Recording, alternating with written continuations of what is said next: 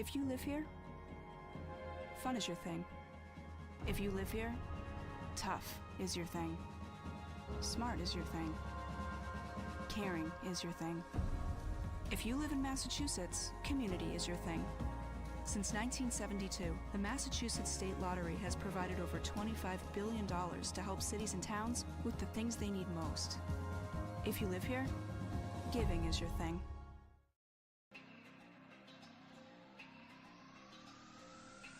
My family earned. My family clears bases.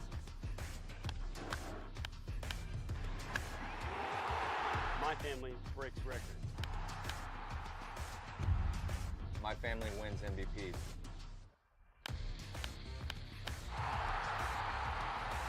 My family gives everything. My family makes history. My family wins championships. There's no family. There's no family. There's no family. There's no family like my family. Join the fam. Join the fam. Join the fam.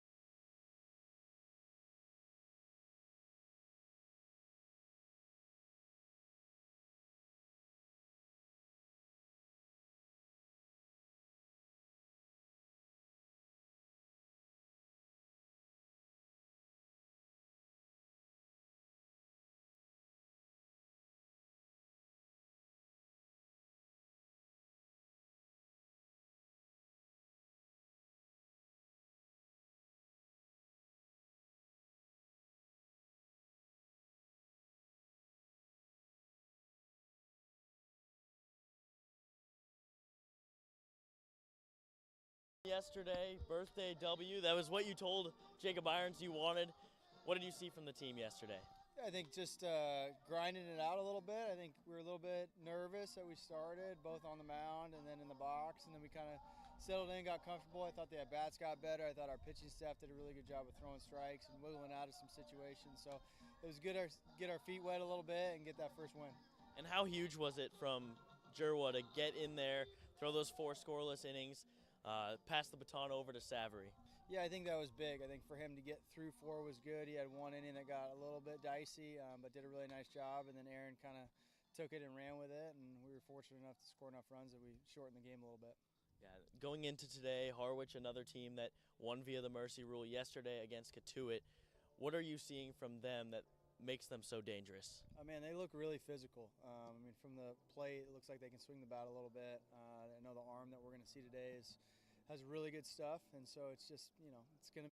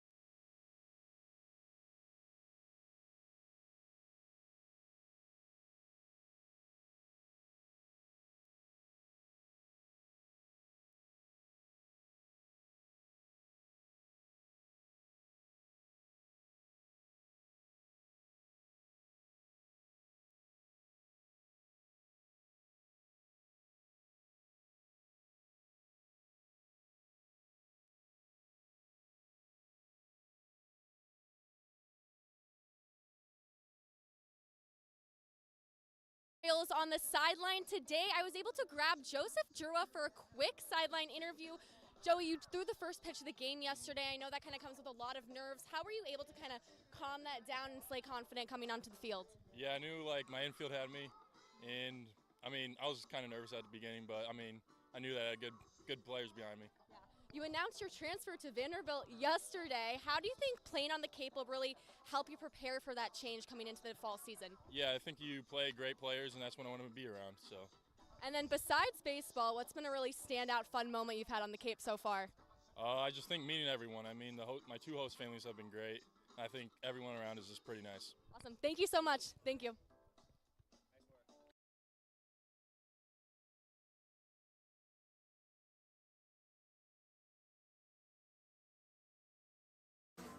A brilliant idea starts at the source. Through innovative design, we're taking steps to create a better future. Now, the pure fresh taste of Dasani comes in a redesigned bottle, up to 30% made from plants, and as always, it's 100% recyclable. Plant bottle, designed to make a difference. This BBB seal is a badge of honor. It's a sign that this is a business you can trust.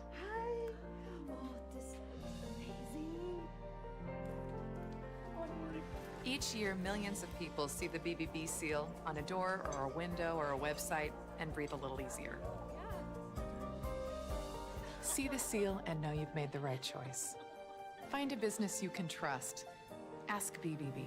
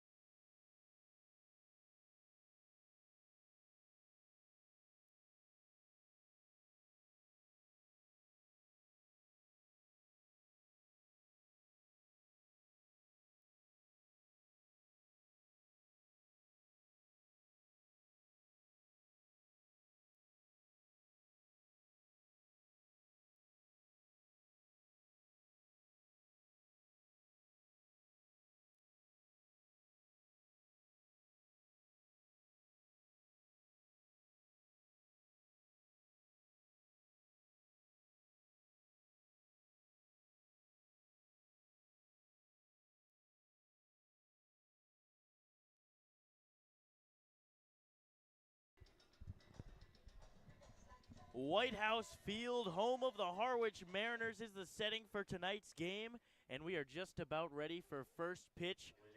I'm Josh Schreiber alongside Nico Sharp and Jacob Irons, and what a beautiful day for baseball as Hayden LeFew steps on the rubber. Parker Brocious steps into the right-handed batter's box, and we are ready to go here in Harwich. First pitch is high, and we are underway. Guys, how are we doing today? Beautiful day for baseball. Can't ask for much more. The 1-0 pitch cut on and missed, a change-up low out of the zone. Yeah, beautiful day out here. You know, we got Hayden LeFew on the mound. Big velo guy out of Wake Forest, southpaw, 91, 94, tops out 96. Expect to see a lot of velo here. And 82 miles an hour on the outside. Just off the plate, 2-1 is the count. Hyannis Harbor Hawks sporting their road blue uniforms. 2-1 pitch is high, 3-1. And it's the first road game. Got to figure out how the operations work. We talked about opening day yesterday, starting to figure out your rhythm and rhyme on the road. You have to figure that out here as well. 3-1 pitch inside, and Parker Brocious is on base to start this ball game. Kane Kepley, the second batter up. Like you said, it's going to be an adjustment. It's going to be an adjustment here to the wood bats and everything going on, but didn't seem to be a problem for either team so far here in game one. Let's look for both teams to come right out of here. Yeah, you saw with Harwich defeating Katuitt in 7 innings, 13-2 final yesterday, and then the Harbor Hawks getting it done 10-0 in the first Mercy Rules of the year. Runner goes on the pitch. Parker Brocious slides in head first safely, and Brocious has yet another steal on this young season. And you talked to Coach Carricker throughout the week leading up to this. He said one word: aggressive, and that's the style of baseball he wants to play, and that's what you have when you get your first runner on stealing him. Kepley rips one into right field. That is down, and it will be a base hit rolling into the corner. Brocious rounding third. He will score. Kepley in, standing up at second base. And 2 batters in. It is 1-0 Hyannis Harbor Hawks. And Kane Kepley went up, 92 miles per hour up in the zone. Kane Kepley went and got that pitch out in front. What a swing, and the Harbor Hawks are picking up right where they left off last night. Beautiful placement right down the line. Understanding that if you can sneak it into that corner, you can allow Brocious, who's already showed his speed, putting himself into scoring position. That's a huge play. Got to give credit for that steal, because without that stolen base, he's standing at third instead of coming across. That pitch up and away to Michael Detallo. Detallo in game one hit some balls pretty hard all day long. 1-0 pitch, low and away. LeFew struggling to find the strike zone right now. Yeah, Detallo yesterday, 1 for 3 with 2 RBIs, part of the huge 4th inning for the Hawks yesterday, scoring 4 in that one.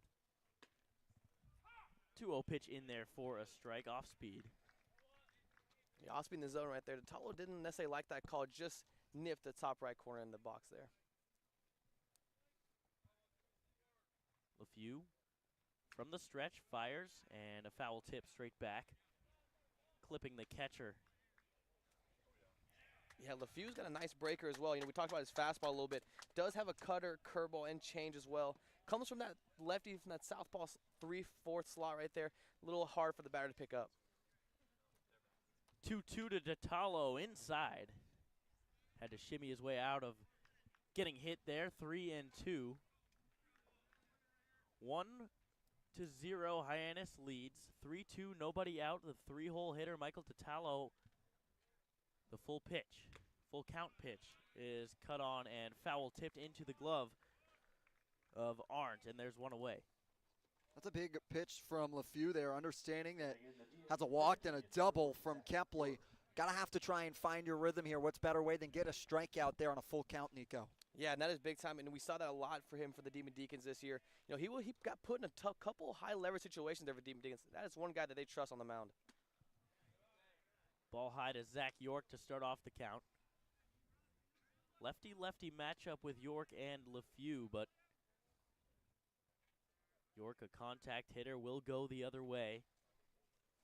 As there goes the runner. Kepley going to third base. The throw not in time. Kane Kepley showing off the wheels.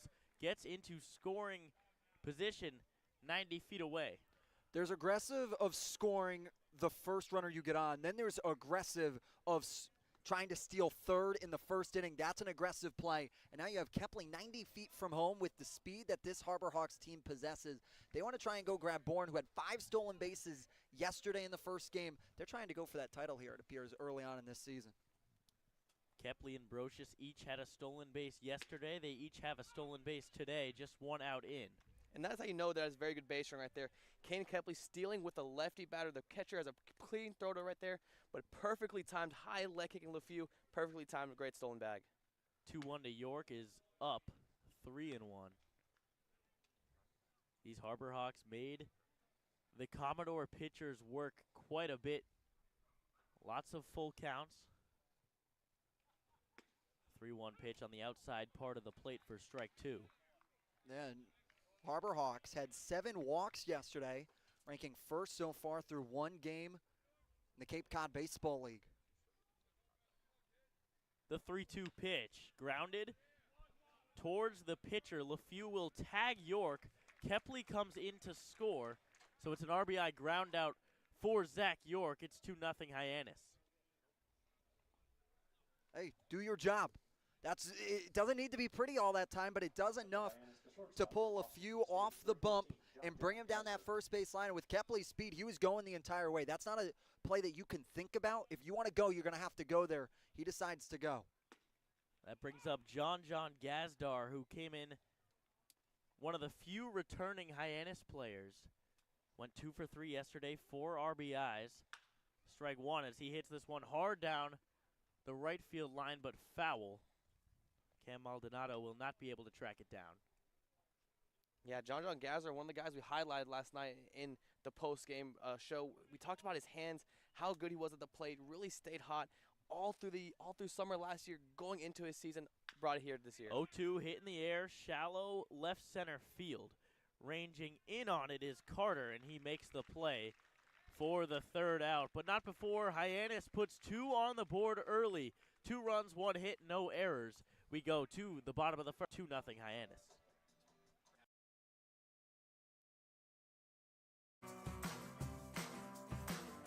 A brilliant idea starts at the source. Through innovative design, we're taking steps to create a better future. Now, the pure fresh taste of Dasani.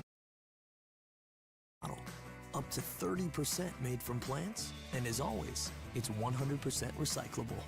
Plant bottle, designed to make a difference. This BBB seal is a badge of honor. It's a sign that this is a business you can trust. Hi. Oh, this is amazing. Each year, millions of people see the BBB seal on a door or a window or a website and breathe a little easier. See the seal and know you've made the right choice. Find a business you can trust. Ask BBB.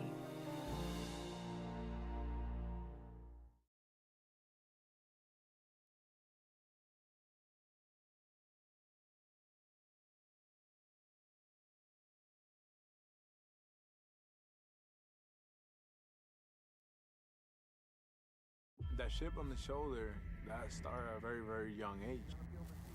People's expectations are, they're cool, they're fun, but mine are bigger.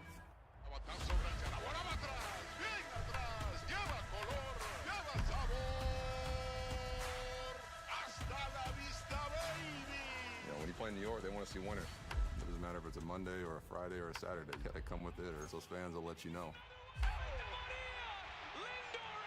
Pick one thing from me, pick one other thing from another player, make it your own, you turn to who you want to be. What motivates me is the unknown. You know, how good can I be? You get away from the lights, you get away from the camera. Mientras más presente yo esté en la caja de batería, más éxito tengo. Man, how can you not keep it fun, man? This is a kid's game. If you could go back and tell 10-year-old Francisco one thing, what would it be? You're a bad mother.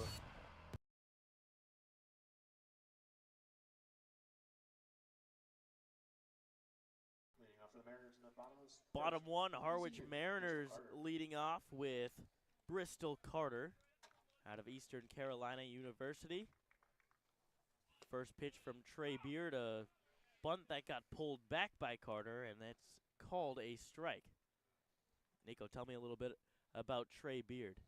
Yeah, Trey Beard gonna be a high 80s, low 90s guy. Gonna be able to work that fastball in. As the slider swing and a miss on the outside part of the plate. Yeah, Trey Beard, he works his fastball in, out, up and down. Works really well. He has a nice off break, good breaking ball stuff. Really tunnels his pitches well together and splits it off to distract the hitter. The 0-2, 1-2-3, down goes Bristol Carter. And there's quickly one away. Coming right off the edge right there. It starts right where you want it in the zone, and then just like that, Nico, as the D2 pitch to yourself, bang, drops right out of the sky, and you have a strikeout pitch in the making there for Trey Beard. If you can get them set up in those positions, that's huge.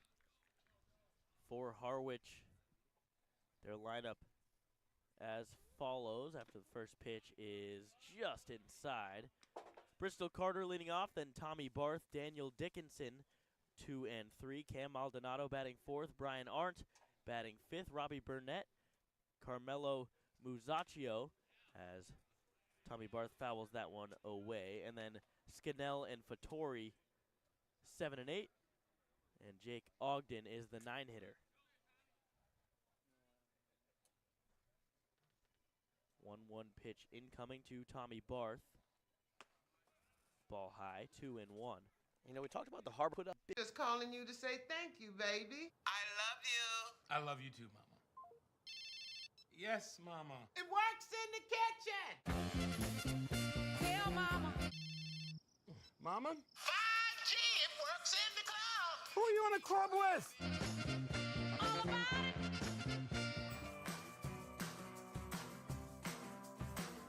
A brilliant idea starts at the source.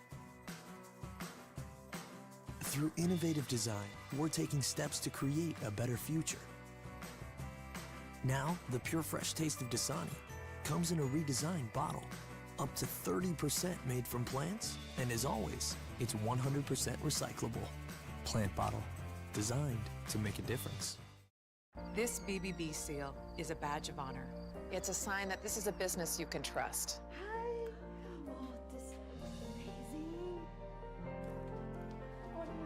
Each year, millions of Wallace Clark to lead off the top of the second inning for the Hyannis Harbor Hawks. Hayden LeFew still on the mound.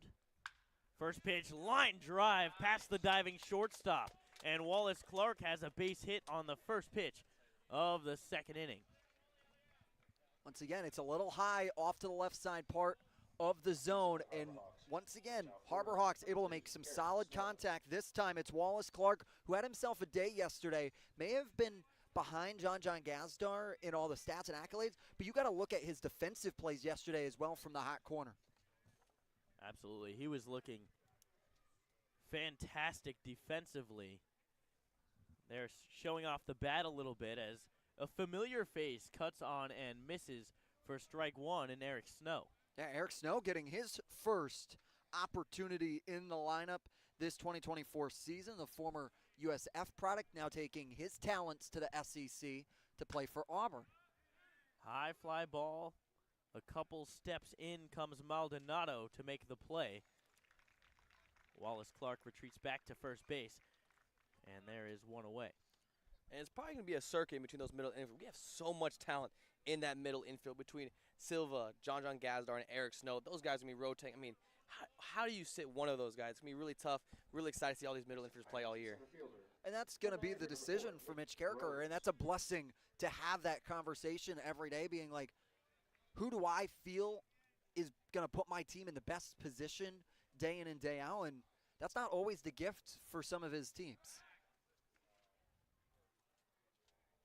As the pickoff attempt comes from LeFew, not tricking Wallace Clark at all. And a lot of these Hyannis base runners against the lefty have been going off the first move. As LeFew comes straight up with the leg kick. Slow ground ball. Groves hits it towards the second baseman Dickinson. He underhand flips to first to get Groves by half a step, but Clark moves over to second. That's a smart play by Dickinson. It got caught up in the grass. It's a little bit of a thicker grass cut on the infield. So sometimes you want to force it over to second base to try and force that double play, but try and get the sure out because you already had one pocketed. That's a great play by Dickinson just to get the one, now to put 2 outs together. So up comes the switch-hitting catcher, Manny Garza. Did not play yesterday, gets the start today, taking strike 1. Garza out of Rice University.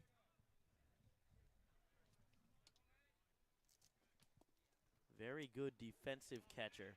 Big reason why he was brought in, as he checks his swing and they appeal down to first base. He did go. Hit .269, a .332 on base percentage for Rice this season. 0-2, 2 outs. And a sword from Manny Garza. Hayden LeFew strands the runner on second. No runs, 1 hit, no errors. We go to the bottom of the second, 2-0 Hyannis. Hey, Mama, what's up? Did you switch my service from Verizon to T-Mobile? Yep. T-Mobile has the only nationwide 5G. Well, Mr. Know-It-All, let's see if you right about that. Mama. Hey, Mama, I'm working. It works at the pie shop. T-Mobile's 5G works inside and out. Hey, what you need, Mama? I'm trying to watch the game with my boys. It works in the park. Oh, okay. Mama? It works at the aquarium, in the parking garage, at the beach, in the elevators. It works in the movie theater, too. Oh, shush yourself. I'm talking to my baby. You're driving me crazy. I was just calling you to say thank you, baby. I love you. I love you too, Mama. Yes, Mama. It works in the kitchen. Tell Mama. Your future begins at Dean College. Make a difference. Leave your mark. Break the mold. Be a leader.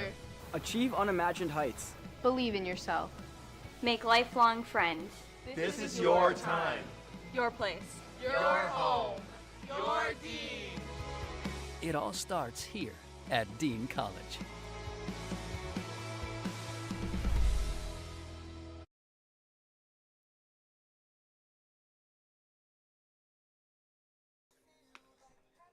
Back here, bottom of the second inning.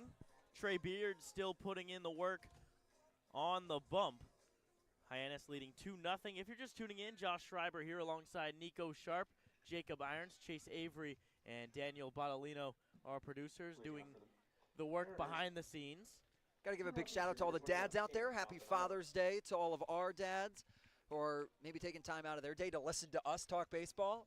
And he gave us this position to be able to do it.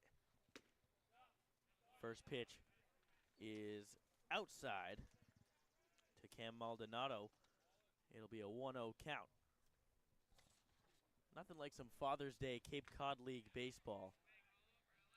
Yeah, and you're seeing that here. Good crowd, and again, once again tonight, you know, the sun is still out, but you see the fans kind of trickling in still all across the field, all the way down third base and the first base lines. It's fun to see.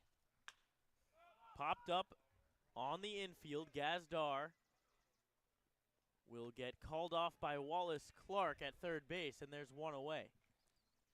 Yeah, love the way Trey Beard changes velocities right there. You know, he loves to go hard with the fastball, keeps everything low in the zone. He can throw that slider or that changeup behind it, really mixes it up perfectly, keeps the hitters off balance all the time, and you can see that right there, keeping Maldonado off on his front foot. Weak contact guy. A lot of the guys, you know, upper 80s, lower 90s, look to just get weak contact, especially a guy with a changeup as good as his is. Not really able to pick up that spin as well. 1-0 is in there for a strike to Brian Arndt. Yeah, when we talk about someone like Beard, you know, who's got, that low 90s stuff and they can hide that changeup behind it, that ball just seems to be on that same plane that just late dives off, misses barrel. We love to see a guy who just pitches to miss barrel, you know, pitches to contact almost. A guy like Beard, he can't get a strikeout, but also just pitches to miss barrel. The 2-0 pitch was up and away, so 3-0.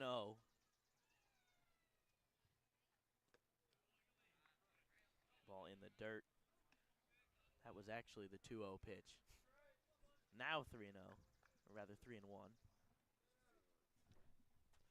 aren't the UNC Wilmington product, bat 206 this past spring. That pitch just up and away. Arndt will work the walk. Stepping in for Harwich, the DH for the University of Georgia, number 29. So here's Robbie Burnett out of UNC Asheville. A lot of UNC schools on this Harwich Mariners roster. Back-to-back with UNC Wilmington, now UNC Asheville. Same school that the Falmouth starting pitcher yesterday, Colby Guy, pitches for. First pitch to Burnett in there for a strike. And Robbie Burnett, one of the best hitters in the Big South, two-time first-team All-Big South. .323 batting average, 18 homers. As he looks at that pitch low. Burnett, back in 2022, had 11 ABs back with the Red Sox, so familiar with the Cape action and understanding how good the talent is. Yeah, just 11 at-bats, went 2 for 11 there, but you know, even that small sample size and just being on the Cape, seeing the talent day in, day out, you get your live ABs, gets you an idea of what you're working against, and Burnett has used that to his advantage. Really, you look at the statistics, 656 slugging percentage. That is among the best in the country. And not only that, but to tag that with 15 stolen bags behind it, it's not something you see all the time, some guy who's got 18 bombs and 15 stolen bases. Power and speed right there. That's a little bit of the two-tool inbox there right there for you. Yeah, it's not something you see every day, and so when you get a player like that as electric and hitting power, speed, and getting it done with a .323 batting average. 2-2 count. Lefty on lefty battle. That pitch high, 3-2. Arndt leads off first. Not a big lead. Arndt had just 4 stolen bases in his collegiate season. Beard fires, swing and a miss. Burnett goes down, and there are 2 away. And that is just Trey Beard setting up Burnett there. You know, he's working slider, throwing he threw a changeup, showing different pitches. Then that made that 89-mile-per-hour fastball on the corner look that much harder. That ball looked like it just flew out of his hands, and he had no chance. He was way late on that. That's a great pitch to tunnel it behind that slider. So another Northeastern product comes up to face Beard. Musacchio. Carmelo Musacchio, the sophomore from New York City. Spent his 2022 summer in the Futures Collegiate Baseball League as he pops this one up.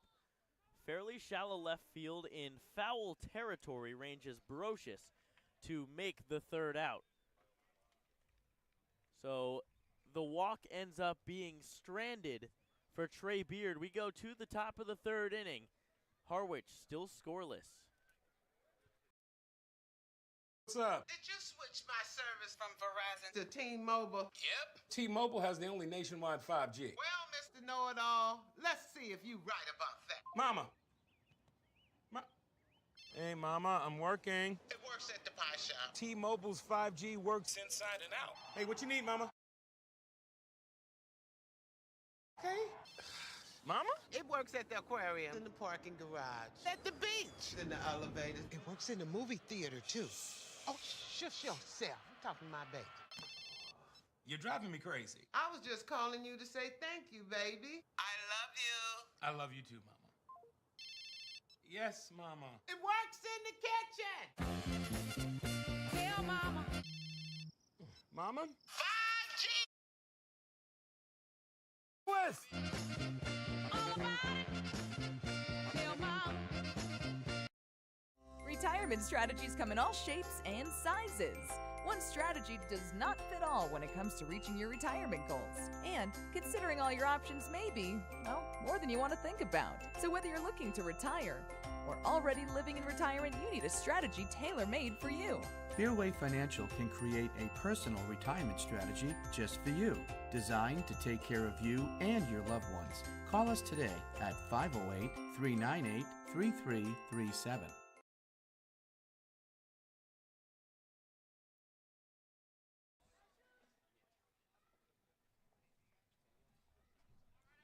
Back here, top of the third inning, Parker Brocious, the leadoff hitter, will lead off this inning.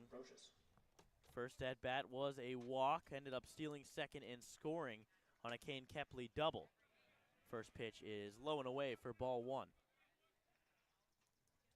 Yeah, since that first inning, LeFew's really settled in here, only getting up one hit after that double from Kepley.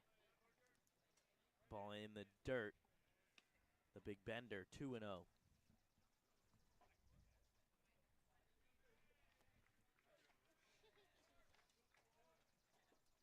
LeFew deals, popped up, foul territory, ranging over is the first baseman Scannell, but it will be out of play.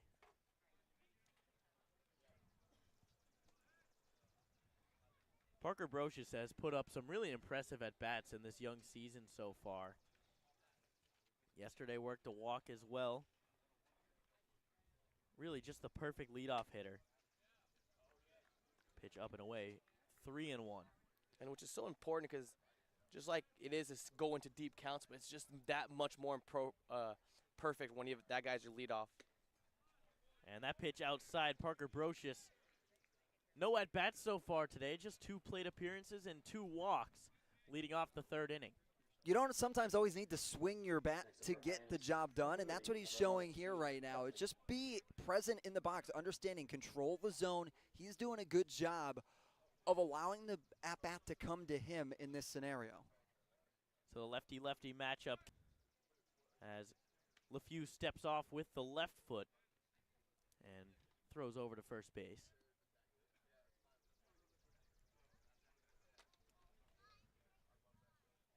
Parker Brocious dancing off first base. LeFew deals inside to Kepley. And LeFew is not missing by much, so it is so key that was such a good at-bat from Brocious to not extend the batters, but extend the strike zone right there. Good day play discipline. We're seeing that here from Kepley as well. 1-0 pitch. Parker Brocious jab steps as if he were going to steal, decides against it. That is a breaking ball strike.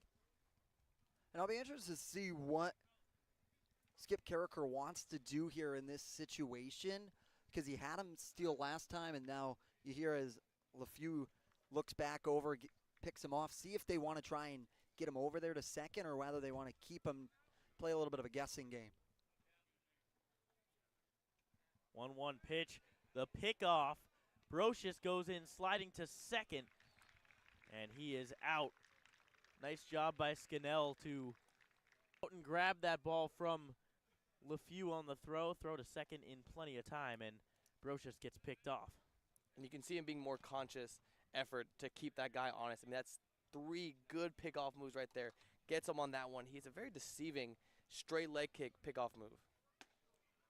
First pitch up over Kepley's head.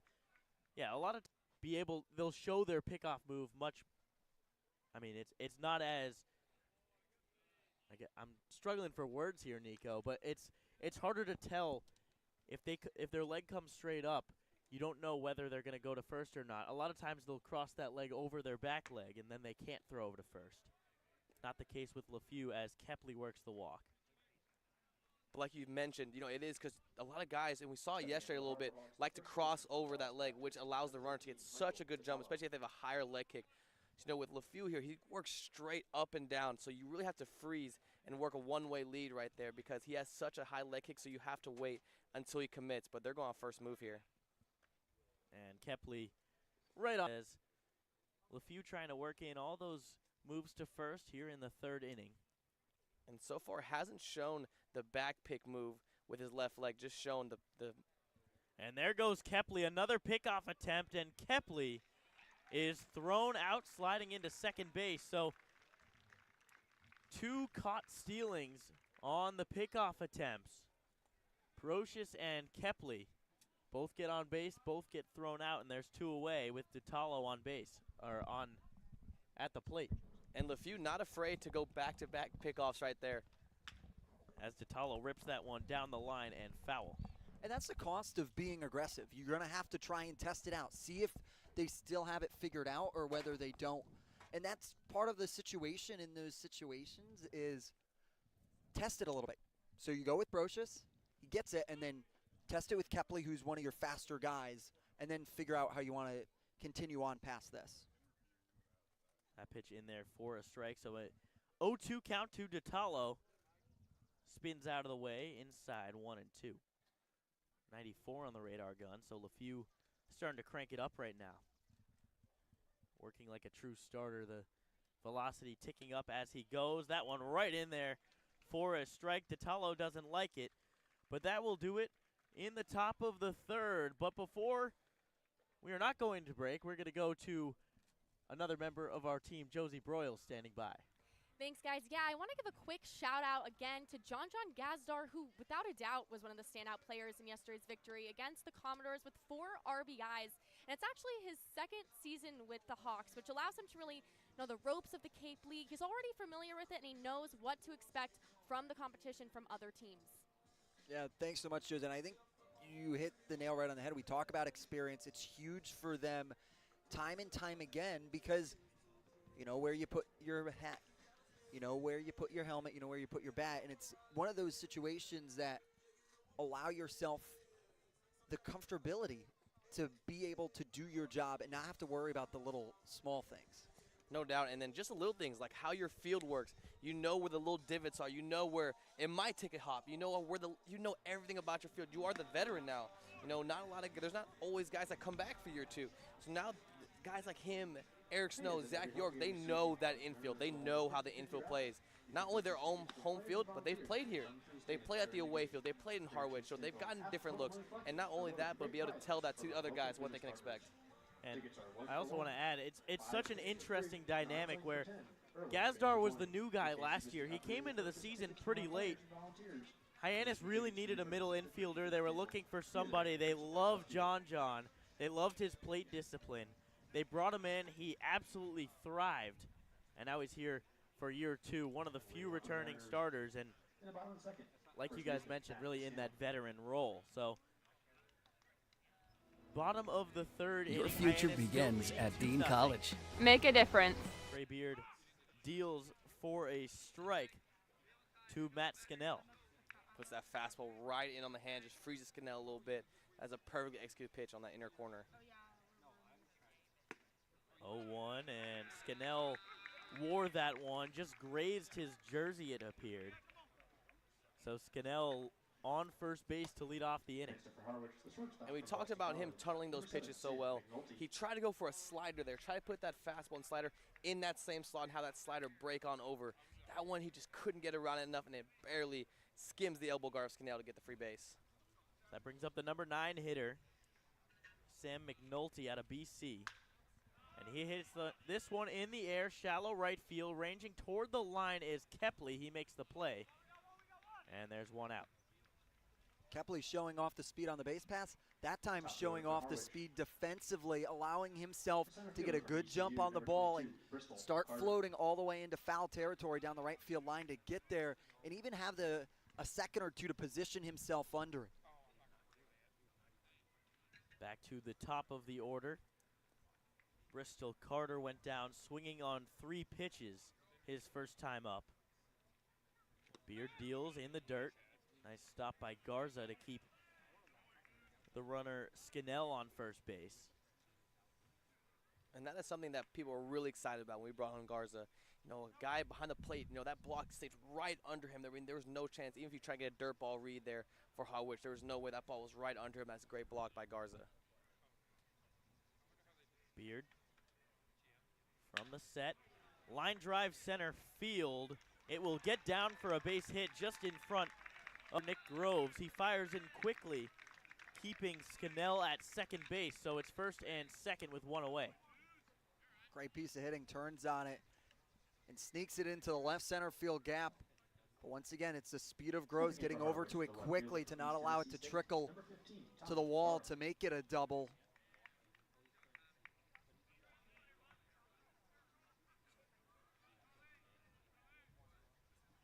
So one away for the number 2 hitter, Tommy Barth. Barth 0 for 1 today. Grounded out to the first baseman on a slow line drive. Off-speed pitch is on the outside part of the plate for strike 1. Barth, the right-handed hitter. Eric Snow keeping Scannell close to second base. Beard looks over once. Fires home in a beautiful changeup for strike 2. Yeah, puts that changeup blown away. That ball just seems to float a little bit. I mean, it tunnels right behind that fastball, just stays on plane, and just that mile per hour is crazy. That was a 74 mile per hour changeup, and he has that 90 mile per hour fastball. So those pitches look like they're on the same exact place, and that changeup just seems to float in the air. As there goes Scannell off of second. Swinging was Barth, as Scannell will head back towards the bag, get back safely, but and out on the fly ball to Nick Groves. There's 2 away. Stepping in for the Mariners. That was almost a hit and run type swing by Tommy Barth. Obviously with 2 strikes, not so much, but kind of just being defensive, trying to fight that pitch off. Yeah, it looked like that breaking ball just floated, and he was kind of worried, might have caught some of the plate there. Like mentioned, just very handsy. Just put his hands, try to get on top of the baseball. Still couldn't get the barrel under the baseball, so got a little fly ball there. 2 outs for Dickinson as he rips that one into left field. Coming in is Brocious to field it. He will fire home that ball way offline. Sliding in head first safely is Scannell. And the Harwich Mariners have scored their first run of the game, the first run given up by the Harbor Hawks this season. Coming into the game, had a 0.00 ERA. He knew that wasn't going to last all that long, but it's a good piece of hitting in that situation from Dickinson, able to drop it in front of Brocious, and could have had the time on it, had the distance, just pulls Garza away from the plate there, not being able to have the tag. So still 2 outs. Trey Beard will face the 4-hitter Cam Maldonado.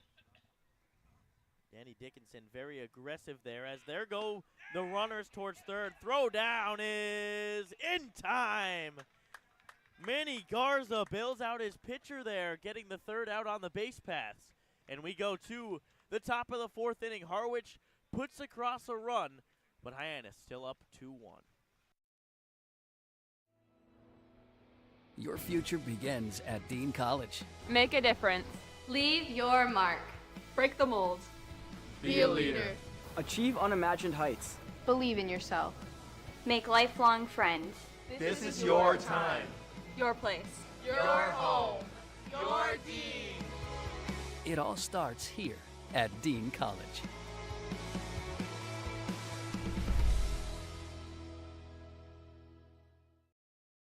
Retirement strategies come in all shapes and sizes. One strategy does not fit all when it comes to reaching your retirement goals. And considering all your options may be, well, more than you want to think about. So whether you're looking to retire or already living in retirement, you need a strategy tailor-made for you.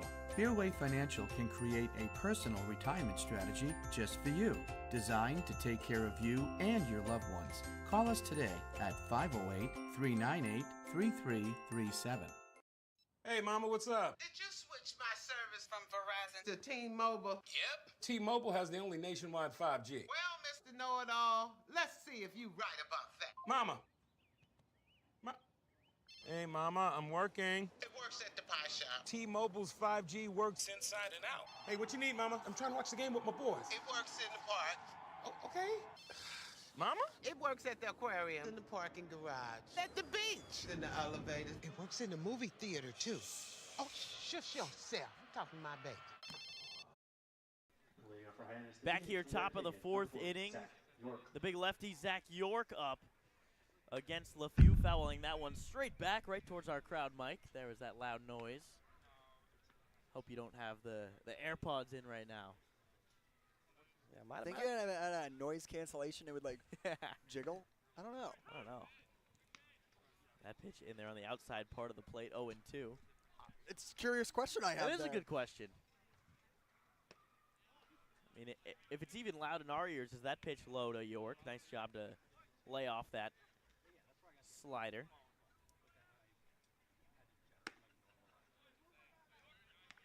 Hard fastball at 94 is a ball. 2-2.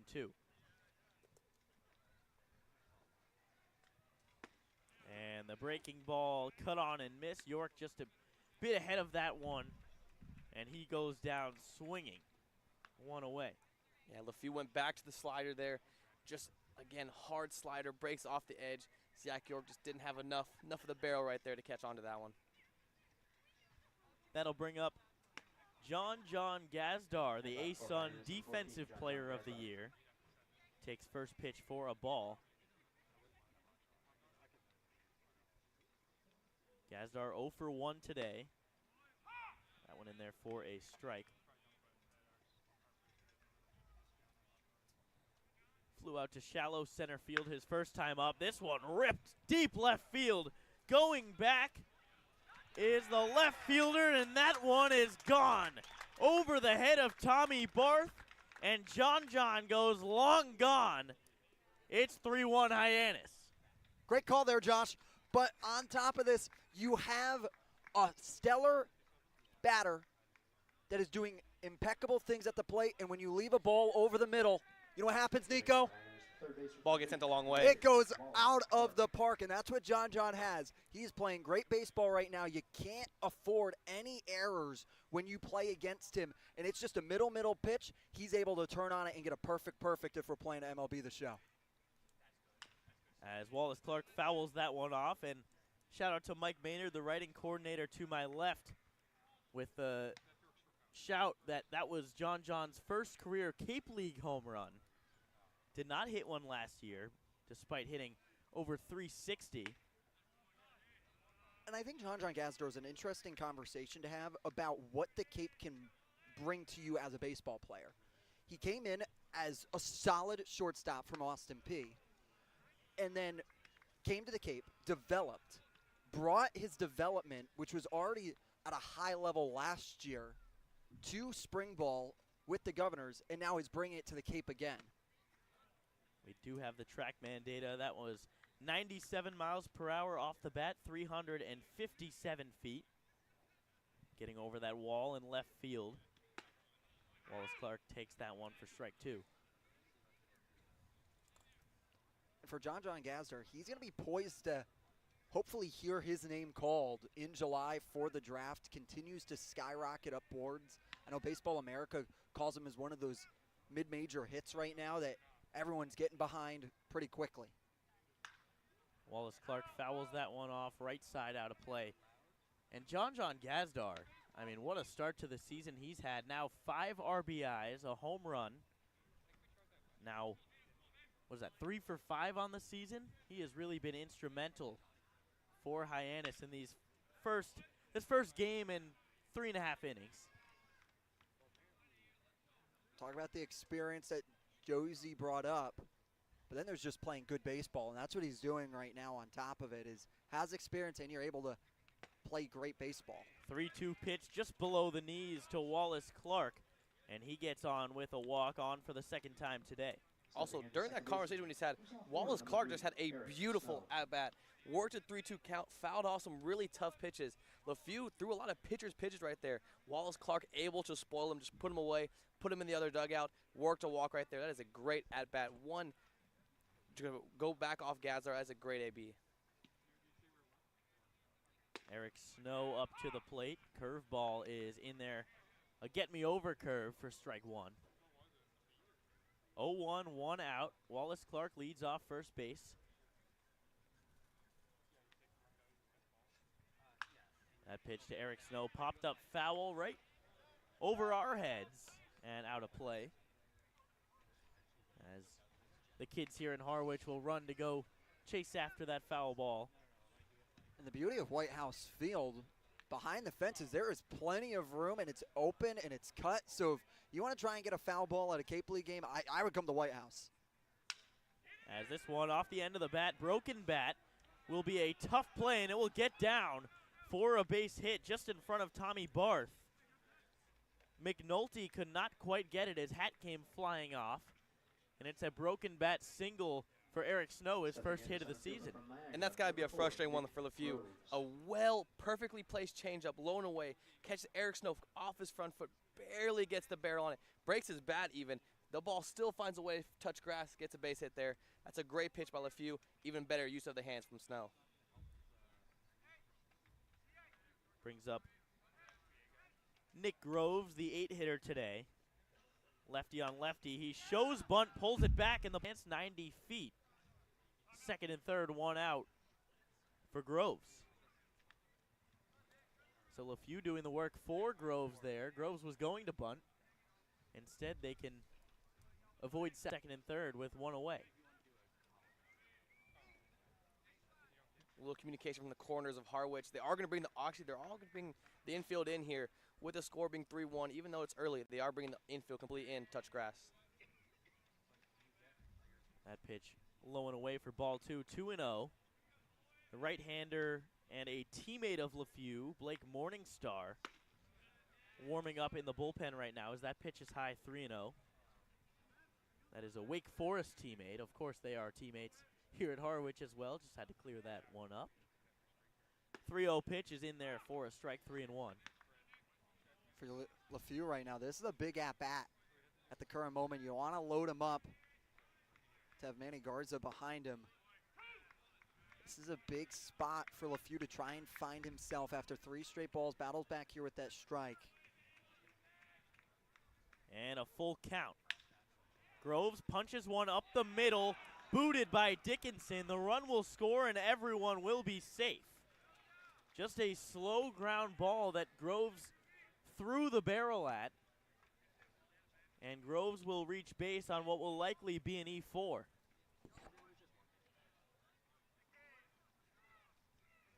So that will be first and third for Manny Garza.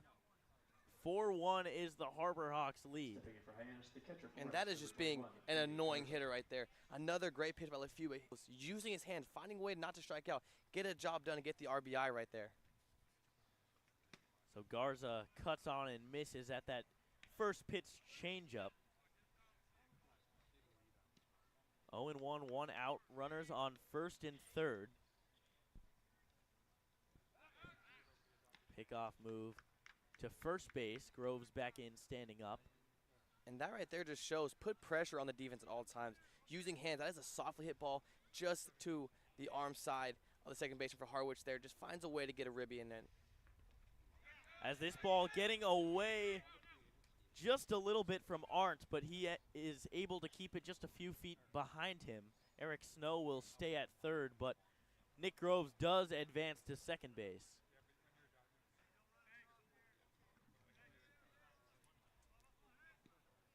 Will open up first base for Garza, but as the 9-hitter, they are going to attack him, you have to imagine. The 1-1. Right in there, strike 2, 1 and 2. And 1 through 9 through all of yesterday and for a majority of today, they're quality at-bats, working pitchers and grinding them down. As Garza throws the hands to fight that 1-2 pitch off. And we're seeing that consistently, 1 through 9 in the lineup, being annoying with 2 hitters, or 2 strikes. These hitters for the Harbor Hawks so far, 2 strikes, being handsy. You know, LeFew's getting his pitcher's pitch in, but still just using his hands, throwing them away. That pitch up and away, 2-2. Working these long counts, making LeFew work for every single pitch he's throwing. Having to work corners because he knows if he misses one middle, these Harbor Hawks will make him pay. 2-2, one out, runners on second and third. Pitch is cut on and missed. Strike 3, Garza goes down swinging. There are 2 away. Nasty back foot slider there by LeFew. He's gotten a lot of pitchers' pitches in there, but that one unhittable right at his back foot of Garza. That's a great pitch, gets the strikeout there with 2 ducks on the pond. That will cause a mound meeting here. And they will go to the bullpen. So they don't want LeFew to face Brocious for a 3rd time. They'll bring on Blake Morningstar. We'll tell you about him when we come back.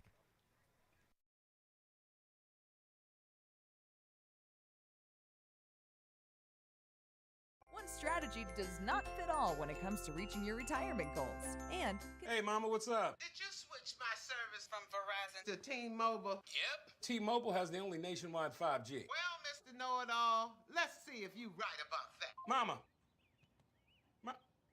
Hey, Mama, I'm working. It works at the pie shop. T-Mobile's 5G works inside and out. Hey, what you need, Mama? I'm trying to watch the game with my boys. It works in the park. Oh, okay. Mama? It works at the aquarium, in the parking garage, at the beach, in the elevator. It works in the movie theater, too. Oh, shush yourself. I'm talking to my baby. You're driving me crazy. I was just calling you to say thank you, baby. I love you. I love you too, Mama. Yes, Mama. It works in the kitchen. Tell Mama. Mama? 5G, it works in the club. Who are you in a club with? All about it. Tell Mama. Back here, still top four. Hyannis has scratched across 2 more runs thanks to a John Gazdar homer.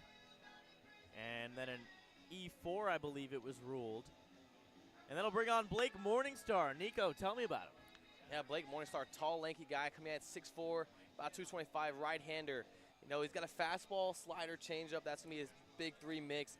You know, that's a guy who likes to keep it low in the zone. You know, he works hard. He's kind of got that nice, hard-breaking slider. It's very firm. You know, and when you see those, that doesn't mean it moves too crazy much vertically. It's not this big looping slider. It will go right off his fastball, go miss right below the barrel. It'll have just like the same velo and strength as his fastball. Break off the play right there with a high velo fastball coming in around 94 to 95. Yeah, you just saw it right there on that last warm-up pitch. In there at 94 miles an hour with ease. So it'll be Parker Brocious, his task to take on the 6'4" right-hander. Out of Wyalusing, Pennsylvania. Yeah, for Brocious today, 2 walks, 1 in the first, 1 back in the third. Stepping in for Hyannis, left fielder from Georgia Tech, Parker Brocious. He will have runners on second and third with 2 men out. First pitch right in there, hard, 97 for strike 1. Yeah, 97 right on the corner too. Not much Parker Brocious is going to do with that on pitch 1 right there. And that pitch just off the outside part of the plate.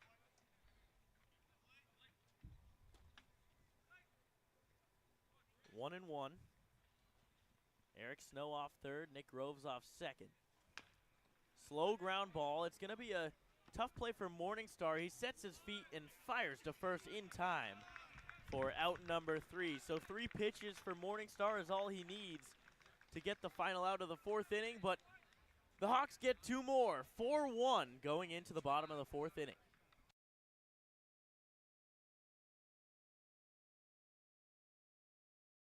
What's up? Did you switch my service from Verizon to T-Mobile? Yep. T-Mobile has the only nationwide 5G. Well, Mr. Know-It-All, let's see if you right about that. Mama.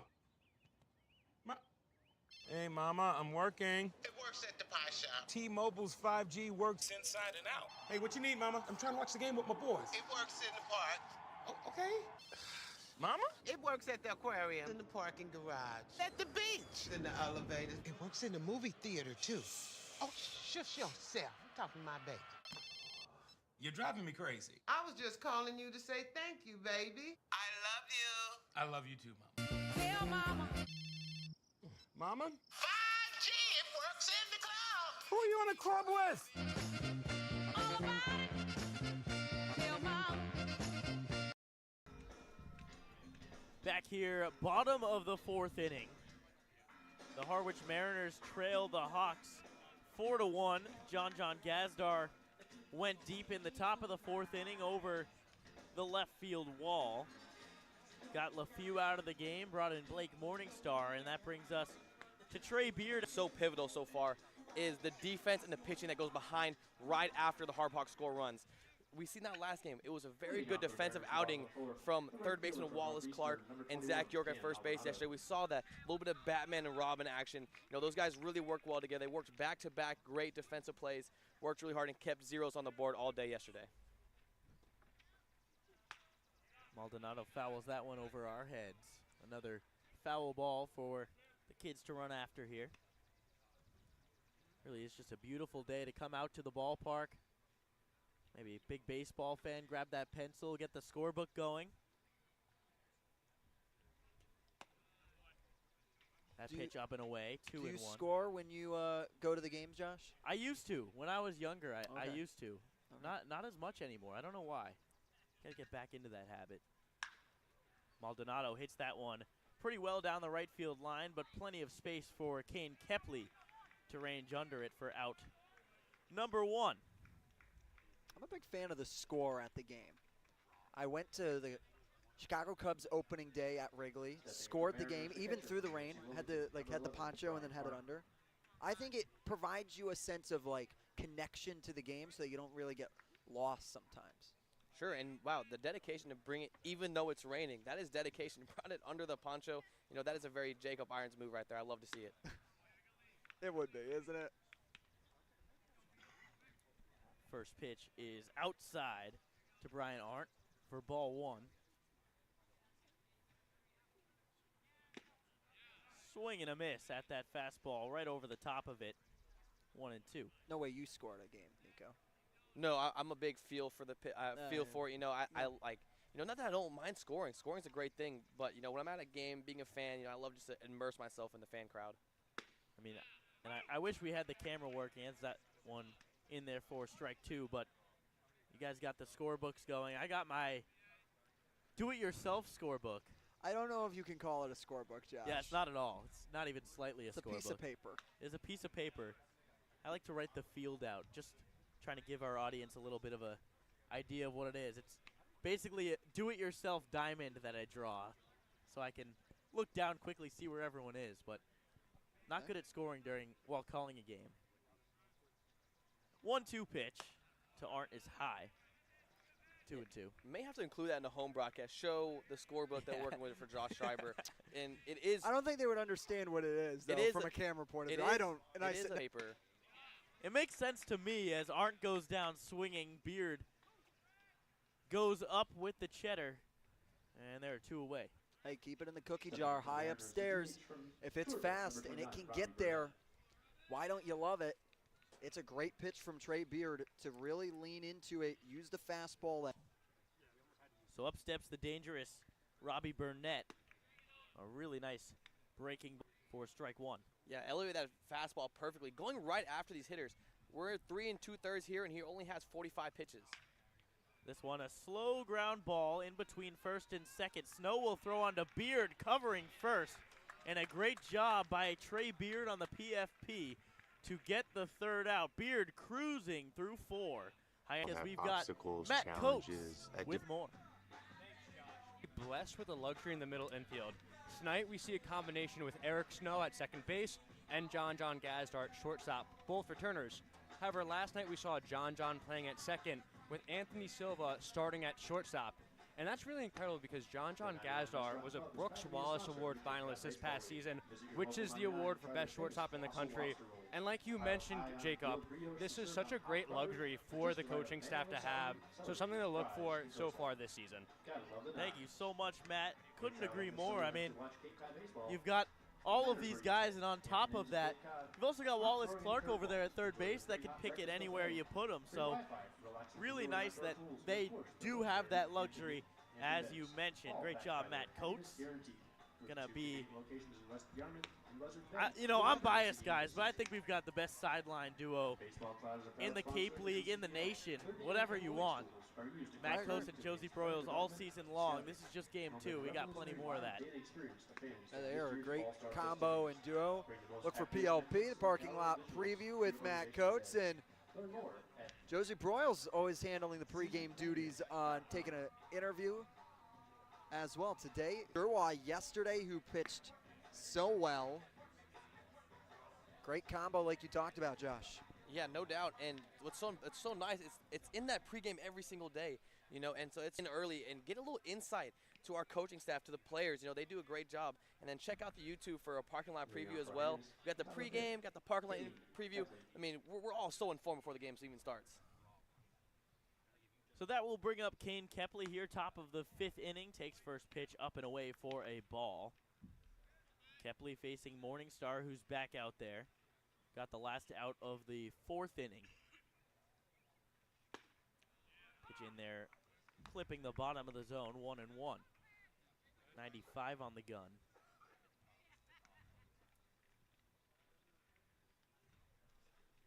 The 1-1 way up and away.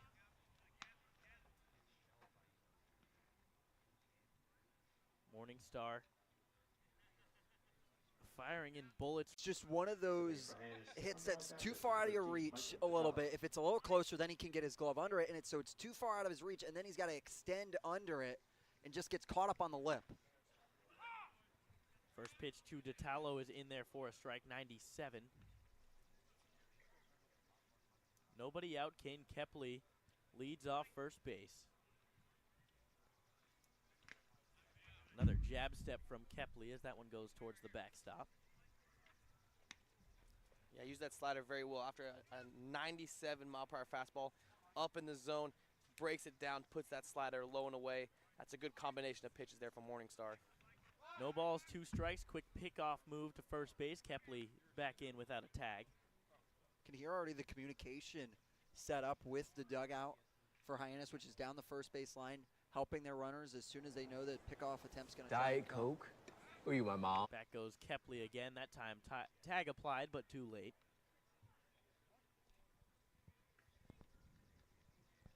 Harwich with those cream uniforms and the stirrups that I really like. They've got the blue stirrups with the red and white stripes across the middle. As there goes Kepley. Ball is fouled off slowly, third base line, and foul. Yeah, Mitch Carricker knows what worked for him and was able to get runs across, was being aggressive and trying to get runners early in half innings to scoring position. That's why they're trying to get Kepley over to second to set up for DeTallo and then York to follow. 0-2 back pick goes down to first base, but Scannell was not looking. Neither was the right fielder, and Kepley is hauling into third base, sliding in safely. That's not something you see every day. It was a ball. Arndt tried to back pick down to first base. Kepley was in there easily, but Scannell had his back turned towards the catcher. The right fielder, Maldonado, was also not paying attention, so he was a little bit slow to get to the ball. And Kepley able to advance to third base. So still a 1-2 count, nobody out. Infield playing on the grass. Really, their toes on the grass. And that is a tough angle. I can't tell. The sun is setting, and first base is looking straight into it. I couldn't tell if it was a sun issue because he did cover the bag, went straight to the bag, but then turned his back last minute almost as if he couldn't see. I'm not going to speculate there, but that is what it looked like from the first view. DeTallo rips that one up the middle through the drawn-in infield for a base hit. Kepley steps on home plate, and Michael DeTallo has an RBI single. It's 5-1 Hyannis.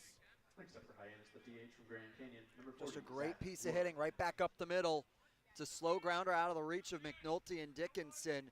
Can't do much about it. Sending it right back where it came from, Nico. Every hitting coach's dream. Yeah, no doubt. And with the infield in on the grass right there, not a lot of range of motion right there. Easy up the middle, nothing that infield could do right there. As a great swing by DeTallo.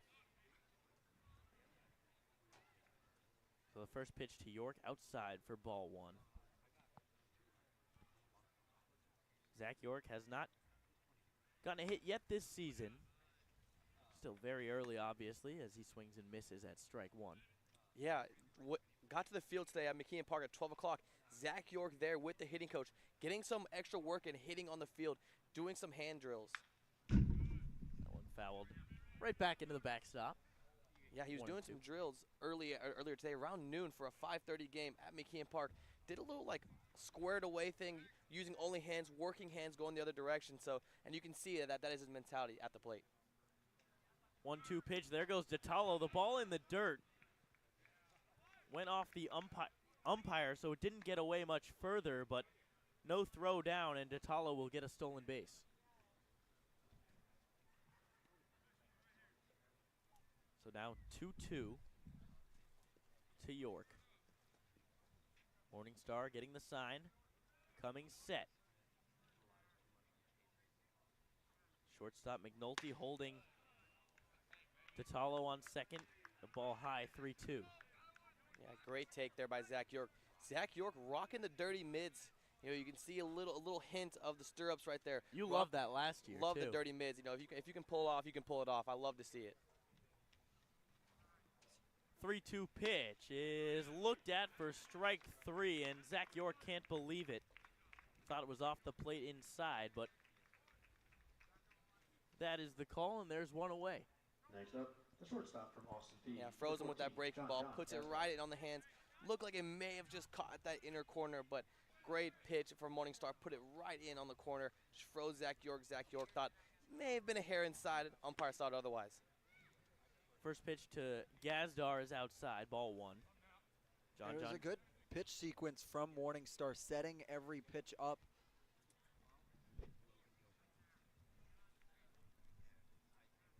So the 1-0 is in there for strike 1. Great point, Jacob. I mean, setting those pitches up to make York have to freeze on that off-speed pitch. Morningstar has really been pumping fastballs since he came into the game. 1-1, 1 out. Runner on second base is Michael Detallo. Breaking ball low and away for ball 2.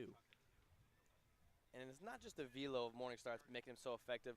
It is that breaking stuff, but he's also putting the fastball right where he wants it. He's putting it on the corner. He's keeping it at the hitter's knees. Doing a great job here so far. 2-1, foul tipped into Arndt's glove, and it's 2-2. Gazdar thought that was strike 3. Started to walk over towards the dugout. I'm sure he's happy to be let know. Nope, that was just 2. Got another life, buddy. Got another life. You're still here. Still here. Got another chance. Let's see if he can capitalize here on this 2-2 pitch. Morningstar deals in a slow ground ball to Dickinson. It will move the runner over to third base. Dickinson fires to first for out number 2. So that's better than a strikeout. You move Detallo 90 feet away. Had a few wild pitches today. Maybe that could come into effect here. And the aggressiveness of the Harbor Hawks, Detallo getting that stolen base, keeps you out of a double play right there. So once again, the aggressiveness of the Harbor Hawks pays off. Here's Wallace Clark, takes that pitch in under the hands for strike 1.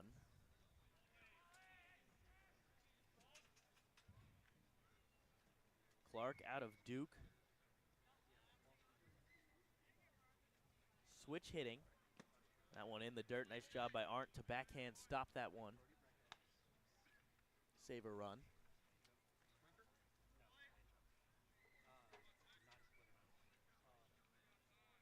One, 2 outs. Runner on third, 5-1 Hyannis. Pitch fouled away out of play over the Harwich dugout on the left side. Now, we were debating before this game, do we not like the cream uniforms for Harwich? I think Nico and we were on the same page that we like them, as Wallace Clark swings and misses at strike 3.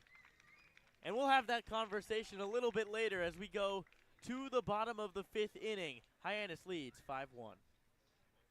That chip on the shoulder, that started at a very, very young age. People's expectations are they're cool, they're fun, but mine are bigger. You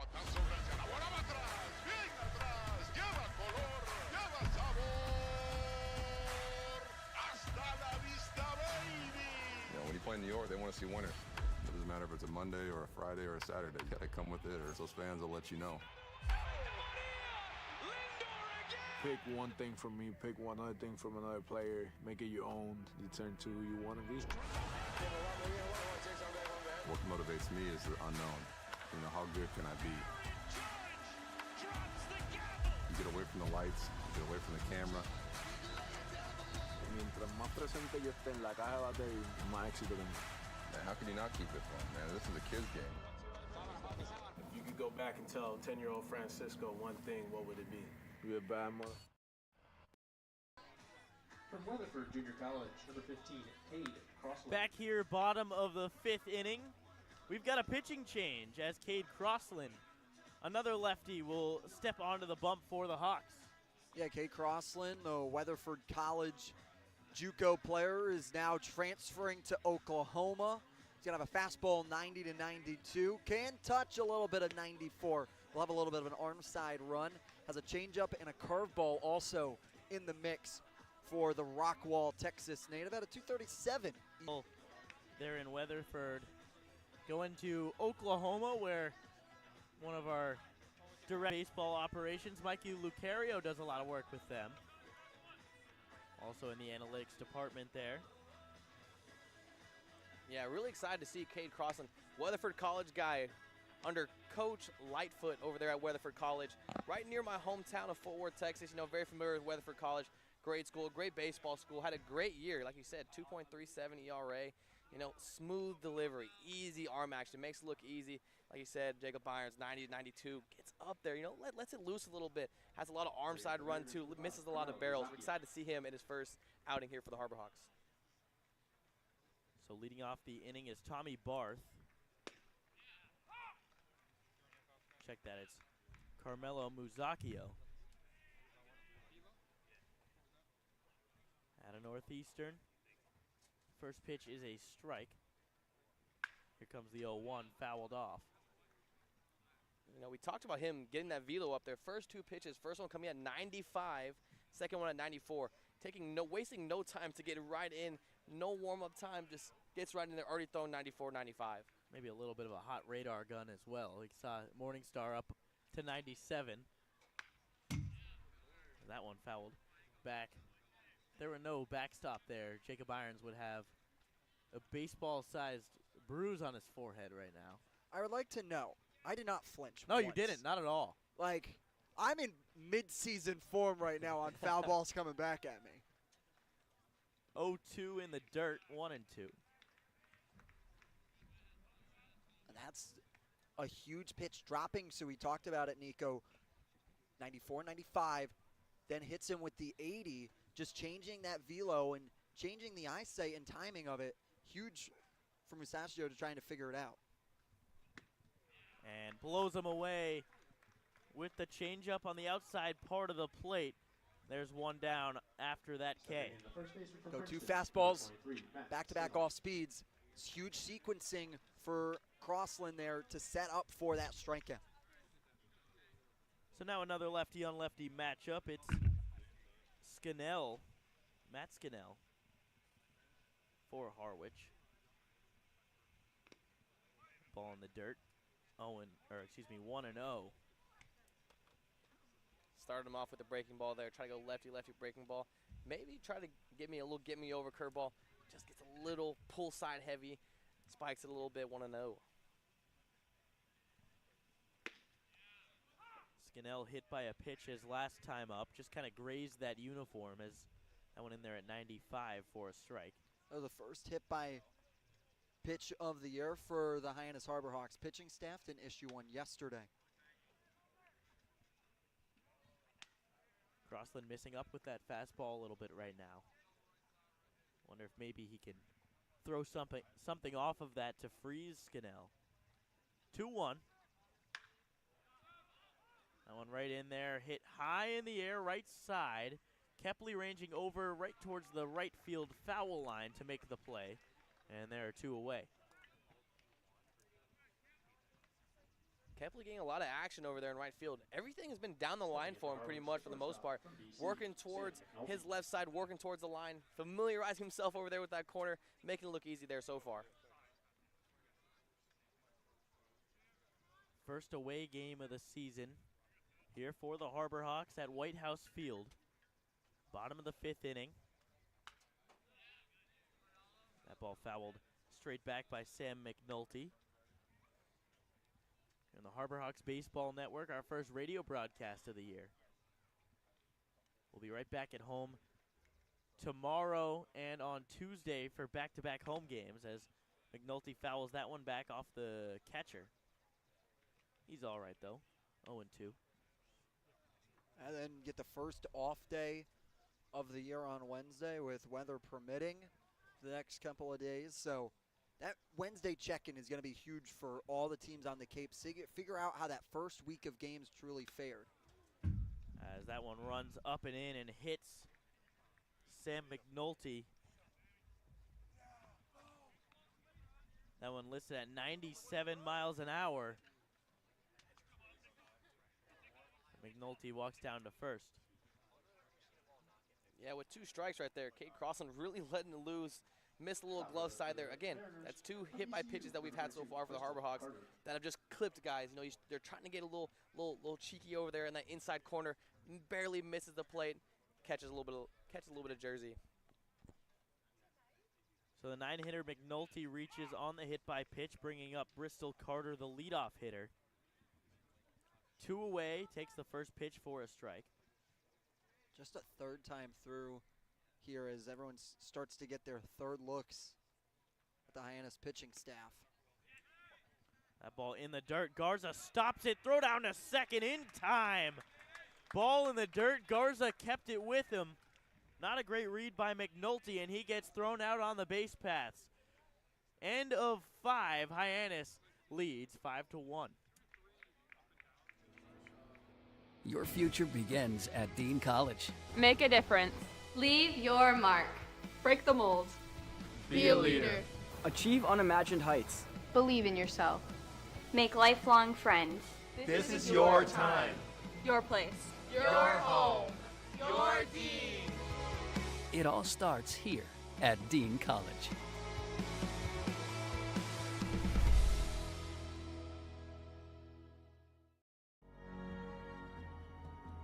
If you live here, retirement strategies come in all shapes and sizes. One strategy does not fit all when it comes to reaching your retirement goals. And considering all your options may be, well, more than you want to think about. So whether you're looking to retire or already living in retirement, you need a strategy tailor-made for you. Fairway Financial can create a personal retirement strategy just for you, designed to take care of you and your loved ones. Call us today at 508-398-3337. Back here, top of the 6th inning. Blake Morningstar out there for yet another inning. He'll face the bottom of the order, Eric Snow, Nick Groves, and Manny Garza. But let's talk about Manny Garza throwing out the runner at second to end the 5th inning. Yeah, great defensive play. We touched a little bit earlier on it, guys. Garza keeps the ball. When he blocks the ball, he blocks it so when the ball lands right at his feet, which makes it so hard for runners to get dirt ball reads. You know, these high-level base runners, you're taught, you don't wait till the ball hits the dirt to go. You see that ball having that downward tilt. Once you see that the ball's going to hit the ground, you take off, and then you make the catcher make a tough play. Manny Garza seems to block the ball and keep it right at his feet every time. Makes it tough to get those dirt ball reads. We saw it right there. They try to put a little bit of pressure on him. That is nothing for Manny Garza. And Garza brought in for his defensive ability and showing it off right there. Eric Snow takes the first pitch for a strike. 6 hits for Hyannis, 5 runs and no errors. For Harwich, 1 run, 2 hits and 2 errors. 0-1 pitches in the dirt, 1-1. Last time Snow was up to bat, it was the little blooper that was able to drop in front of McNulty and Carter from short and center, doing the job to move runners over. Ball outside, 2-1. Eric Snow picked up his first hit of the season in his last at-bat. Just a little broken bat blooper into left center field. 2-1, poked foul out of play. And the race for the baseball begins. Getting kicked around a little bit over there. Yeah. The kids are fighting for it. Pig pile. And he got it. It has been delivered. That is a great play over there. A lot of kicking around over there, but the play was ultimately made. And Eric Snow goes down looking, also not happy with the call, but there's 1 away. And we've been talking about Morningstar picking corners, working in and out so well with his fastball. Just catches the corner there, kind of sneaks up on Eric Snow right there. 95 painted right on the black of the corner right there. That is a great pitcher's pitch by Morningstar. Brings up the 9-hitter, Nick Groves. Groves drove in a run earlier. That was the 8th strikeout of the day for the Hyannis Harbor Hawks lineup. Score doesn't really tell you that as they lead 5-1, but been well timed, I guess. 1-0 in there for a strike. And honestly, any coach will be okay with that if you're able to, you know, put the ball in play when it's necessary. The first 2 games, if that is any indication of how the season will go, they've been very good situationally hitting. Last pitch was away, 2-1.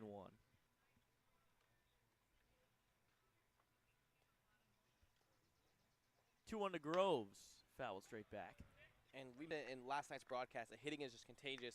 And so far, every time the Harbor Hawks have scored a run, it's been a crooked number other than that top of the 5th inning. Putting up crooked numbers, like piling them up on each other. Base hit, stolen bag, double, base hit, really manufacturing their runs. And so far, other than that, John Gazzard home run, it's been a lot of base hits, stolen bags, a lot of small ball. 2-2 to Groves, chopped towards first base, just foul. Seemed like that ball bounced at the foul at the last second as it hopped over the bag. And when you look at the roster construction, it's very clear on paper what the Harbor Hawks intend to do, and that is to run and steal bases, and then if they can get some power in there through a couple of ball towards the second base bag, McNulty ranges over from his shortstop position to make the play, throwing on to first for the second out. Now Manny Garza steps in, trying to find himself here. Has 2 strikeouts so far swinging. What does he do here in this 3rd at-bat of his season, trying to find himself in the plate? We've seen him do the job defensively. First pitch to Garza in the dirt, taking his first at-bat from the left side. Switch-hitting catcher, as we mentioned earlier. 1-0 chopped off the foot of Garza. Morningstar went to field it, but it is a foul ball. No, not super common to see switch hitters. I feel like especially recently, switch hitters have kind of been a little bit of a dying breed just because a lot of guys have such absurd splits that they'd rather them just, whether it's hit righty constantly or hit lefty constantly. Garza, one of those guys, as is Wallace Clark, the starting third baseman today. That pitch up and in for a ball. Yeah, it's such a tough thing to be a switcher. I mean, we need to really think about it. It's to play at a high level at all is hard, and to be able to hit and do it from both sides is incredibly difficult. 2-1, hit well. Deep to right field. Maldonado going back will get under it for out number 3.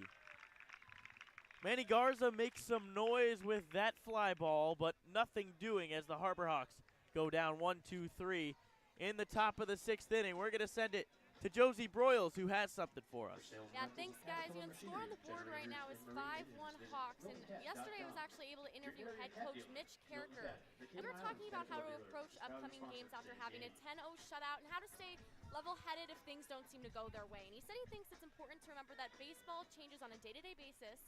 It's likely that they could be on the other end of the situation. And to just remember that the most important thing is to continue to get better during their time here on the Cape. And he also emphasized the importance of having fun with the game and to continue to be able to look on the brighter side of things and enjoy their time being a Hawk this summer. Thank you so much, Josie. And, you know, you can really tell that this Harbor Hawks team is having a lot of fun. Their team for years, and I think a lot of it is brought by the culture that this coaching staff has of, you know, we're on the Cape for the summer. I know everyone's trying to go to the same place. Everyone wants to make it to the highest level. You've got to stay loose. You've got to have fun. And what better place than the Cape to make that happen? A baseball game. It's one of the few summer collegiate leagues in the country, and you can be in your own bed every night. You don't have to be on the road. That's a huge benefit for the Cape Cod League. You don't have these long travels. Today, it's only 30 minutes from the west side of the Cape, so it's a huge benefit to have that travel, to be in Cape Cod, being New England's premier vacation destination. You get to soak it up all summer long. Especially being in the Hyannis, right in the middle of the Cape, you're really never going to go. Of course, there's always traffic, but you're never going to go more than an hour to get to a game. So, perfect location, if you ask me, as that one cut on and missed. By the leadoff hitter for Harwich, Bristol Carter, here in his third at-bat.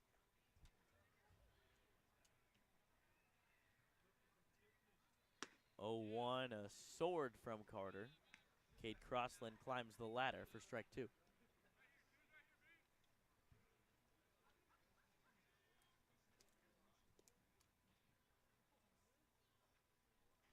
The 0-2 is fouled straight back. Just off the end of the bat, Carter able to get a piece of it. Cade Crossland with a smooth delivery, hitting, ranges 90, mid-90s, even getting to high 90s a little bit, but a very smooth, effortless, easy arm action. He makes it look easy out there. Ball bounced in the dirt. Once again, Manny Garza just showing off the defensive prowess he has behind the plate. And it comes in handy here at White House Field. This is a lengthy backstop, and it has some grass, and it can run all the way to the warning track back where we are. So to have a strong defensive catcher is huge here at White House Field in Harwich. 1-2 pitch up and away, 2-2. And to feed off that a little bit, the importance of having, because back here it's chain link fence. It's not a brick wall. The ball is not going to bounce and ricochet and come all the way back to you. You're going to have to come get it. Any ball that passes them, they're going to have to run the whole distance to go get it. 2-2 swing and a miss.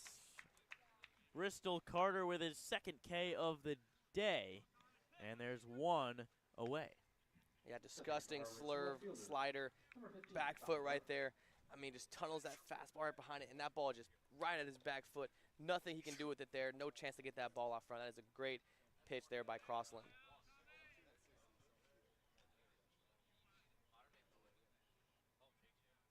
Up comes Tommy Barth, takes that pitch low.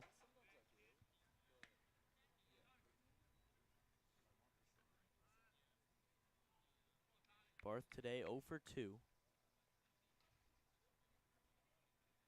It's a fly out and a ground out. Now he's down in the count 1-2.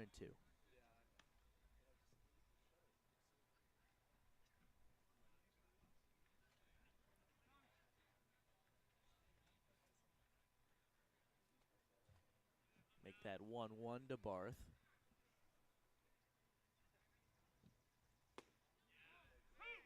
In there for strike 2. Very quiet here at White House Field. It is eerily quiet. Feels like people are really locked into the game. And it's not for a lack of a crowd. It's a huge crowd here for an opening weekend. Swing and a miss by Tommy Barth. And 2 strikeouts to start the 6th inning for Cade Crossland. It's a huge strikeout. Following up a strikeout with a strikeout. It's all confidence building for Cade Crossland. Starts your college career off in JUCO and take that next step to Oklahoma. And it's one of those assurance things when you're able to perform on the Cape, understanding that you can hang with the nation's best. And speaking of the nation's best, Danny Dickinson, one of those. He takes that for a strike on the inside part of the plate. Dickinson 1 for 2 with an RBI. Yeah, love the way Crossland's mixing up his pitches sequence as well. He pitched backwards in that last AB, started soft and then ended with that fastball up in the zone. Started with a slider, put a changeup in behind it, then elevated and climbed the ladder with that fastball. 0-1 pitch, a bunt from Dickinson, right back to Crossland. Tough play on to first in time. Cade Crossland, what an inning from the left-hander. 1, 2, 3 go. The 1, 2, 3 hitters in the order as we go to the top of the 7th inning. Hyannis still leads 5-1.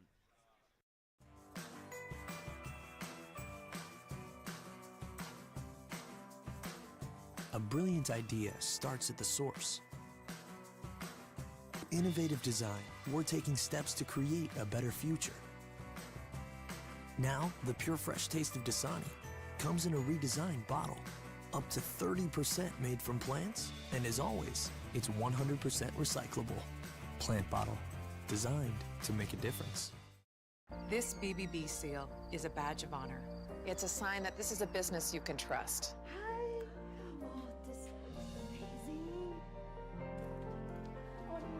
Each year, millions of people see the BBB seal on a door or a window or a website, and breathe a little easier. See the seal and know you've made the right choice. Find a business you can trust.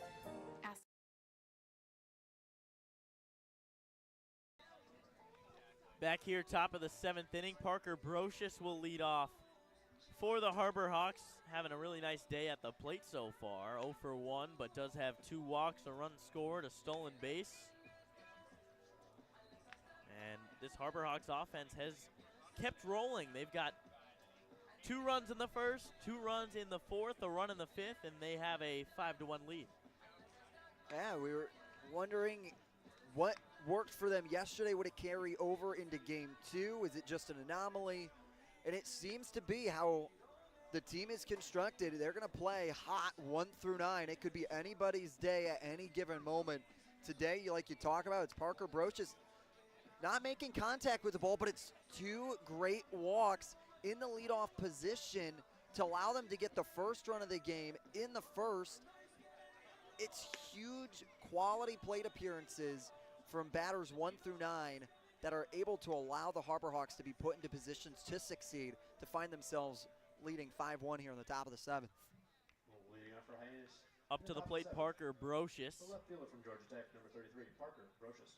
Out of Georgia Tech. Brocious, you know, the guys here in the baseball ops team really excited. Just love watching him play. They were talking about, you know, the stats are certainly there. 298 batting average, 442 on base percentage. Certainly very good. But they think that he's really even better than what that showed.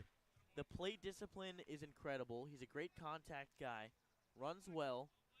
Just kind of the best leadoff hitter you can have. And then to have Kane Kepley right behind him, the righty-lefty duo really helps balance out this lineup. Both guys a threat to run at all times. Both have a stolen base in each game. Brocious down to the count 1-2 as he swings and misses right over the top of that breaking ball, and there's one away. Yeah, the pitch before, Morningstar put that fastball right on the corner. Even Brocious thought it could have been strike 3 because it caught the corner and the ball fell in the dirt. He started running to first a little bit, thought he may have caught the corner, got a break there. Morningstar knew what to do, broke that curveball right in that same area, broke it off, put it in the dirt. Great pitch there by Morningstar. First pitch to Kepley, right at his feet, 1-0. For Kepley today, has found himself at first base each of his past at-bats with a double, a walk, and a single. He has had a really nice start to his season as well. First 2 pitches are balls. That one in there for a strike.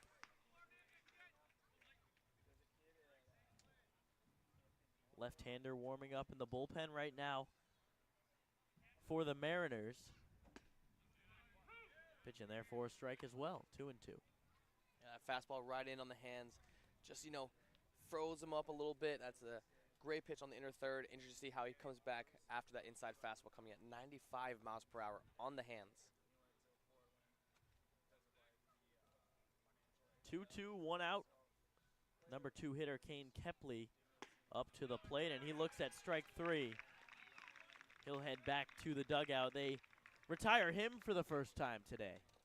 It's the inner part of the plate comes in on it, and Kepley not a fan of it. That's been the pitch so far that the Harbor Hawks have been left trying to spit on, but has cost them a little bit, whether you're a lefty or a righty. It's been the pitch off into the bottom right corner of the zone. Yeah, Morningstar not afraid to go in right in on the hands of these Harbor Hawks. Not afraid to throw it right on the inner third, close to the hands. First pitch was a ball. Second pitch comes in bouncing to the plate.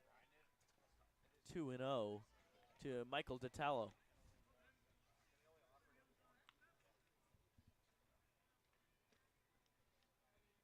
Detallo played at Fairfield this season, takes that pitch high.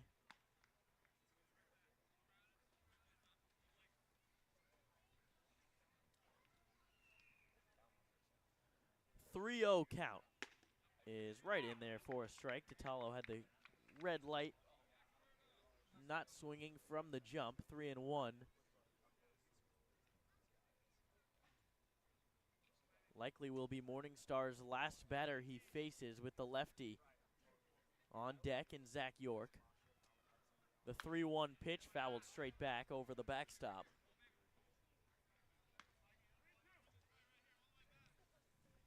Good job by Tatalo here, fighting, keeping his at-bat alive. Had a single back in the 5th, trying to get on base and work some 2-out magic for the Harbor Hawks. And that pitch called strike 3 as Tatalo started to run down to first base, doesn't get the call. And down go the Harbor Hawks, 1-2-3. We go to the bottom of the 7th, 5-1 Hyannis. We all have obstacles, challenges at different points in life. I still push myself every single day, and the harder I push myself, the more I find myself drawn to wearing UFOs. The first time I put on a pair of UFOs, it was like someone released the pressure. It was so crazy. When you are recovered and can do more, that has a compounding effect on all aspects of your life. Stepping into a pair of UFOs, they're truly one of a kind. There's nothing like them. Best ever? Good question. Wait, why do you sound like Dr. J in your head? I've always sounded like Dr. J in my head, which means Dr. J's outside voice sounds like my inside voice? Which Coke? The doc would know. He got the world to call him doctor without going to med school. There's only one best ever.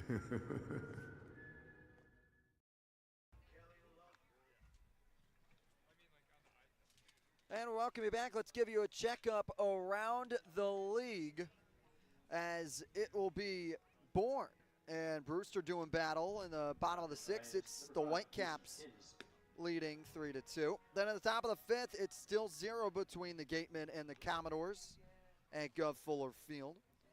Bottom of the 2nd, 1-0 Cotuit leading Orleans. And in the bottom of the 1st, just getting going over in Chatham, 0-0 between the Red Sox and the Anglers. That's your around the league scoreboard right here on the Hyannis Harbor Hawks Baseball Network. Great job, Jacob. A little bit of action.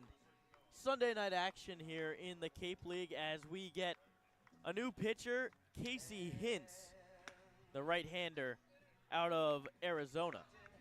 Casey Hintz, you know, a 3/4 arm guy, has a very hard downward tilt sinker. So what does that mean?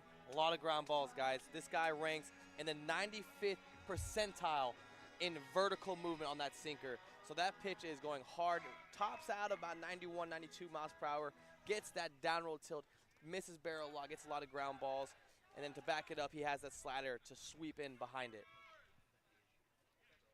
As we get a first look at that arm angle that he comes in with. Sinker for a ball low.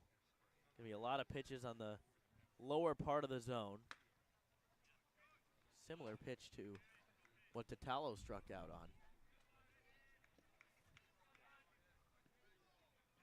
2-0 to Maldonado.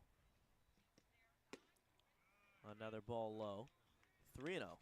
That pitch missed low, but you can see the vertical movement, the dive that pitch has. As a hitter, you're going to have to see the ball up. You understand that that ball is in that lower quadrant, that it's going to be a ball. It's going to carry down. With a sinker slider, it's going to have vertical downward tilt to it. So understanding that that ball in that lower quadrant, you got to leave off. 3-1 pitch, fouled off down the right field line. That will be out of play. Maldonado behind that sinker a little bit. It's been nothing but sinkers so far in this AB. Reached a full count. Yeah, Hint's not afraid to throw the sinker on the hands of a righty either. Foul straight back, and on cue, he does just that. Jeez. Sometimes you're good, and then sometimes you're really good, and that's Nico Sharp on talking about pitches right now and setting up the sequencing. Quick, call it. Slider low and away. Ball 4. Oh, sorry, sinker. I did it after the pitch, and I still got it wrong. But that just speaks to the downward movement that Hintz has. I mean, the ball literally had a lot of late dive to it. It kind of did look like somewhat of a breaking ball.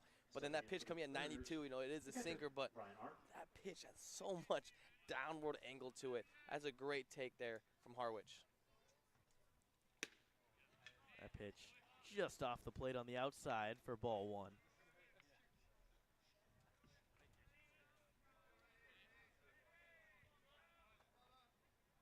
Just the second walk of the day for Harbor Hawks pitchers. Foul straight back. And just the second time today that the leadoff man has been aboard for the Mariners, trying to create some action. Still feel like they're very much in this game with one swing of the bat. They're going to have to do something here offensively to get themselves in the conversation. 1-1 runners going, but it's fouled off right into the Harwich dugout, so Maldonado will have to head back to first base. And that's one way you can try and create some offense and try and get some giddy up into the bats, is trying to take that bat, get that extra 90 feet to put yourself in scoring position. 1-2, nobody out. Maldonado off first. A 5-foot lead. And the pickoff attempt almost gets away from Ditalo, but he snatches it out of the air.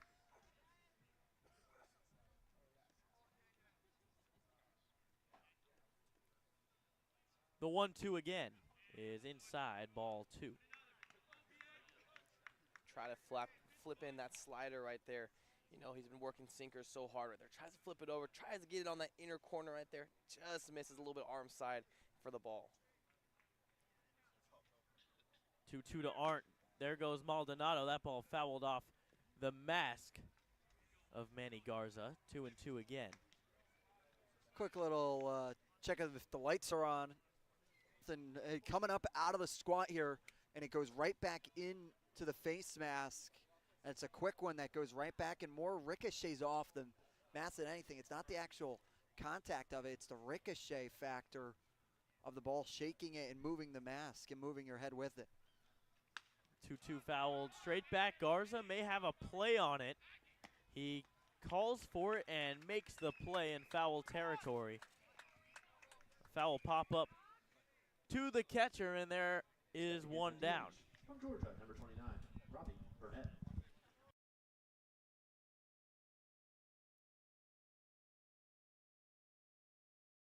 BBB.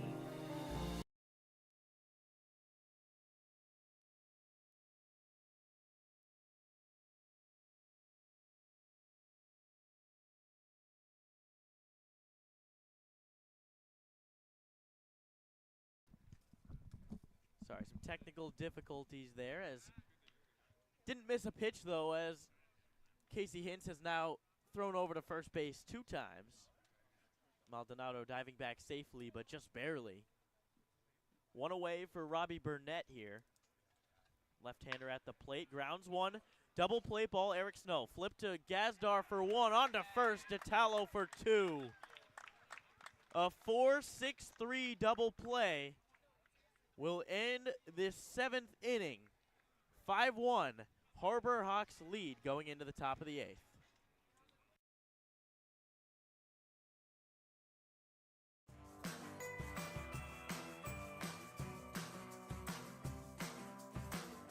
A brilliant idea starts at the source. Through innovative design, we're taking steps to create a better future. Now, the pure fresh taste of Dasani comes in a redesigned 30% made from plants, and as always, it's 100% recyclable. Plant bottle, designed to make a difference. This BBB seal is a badge of honor. It's a sign that this is a business you can trust.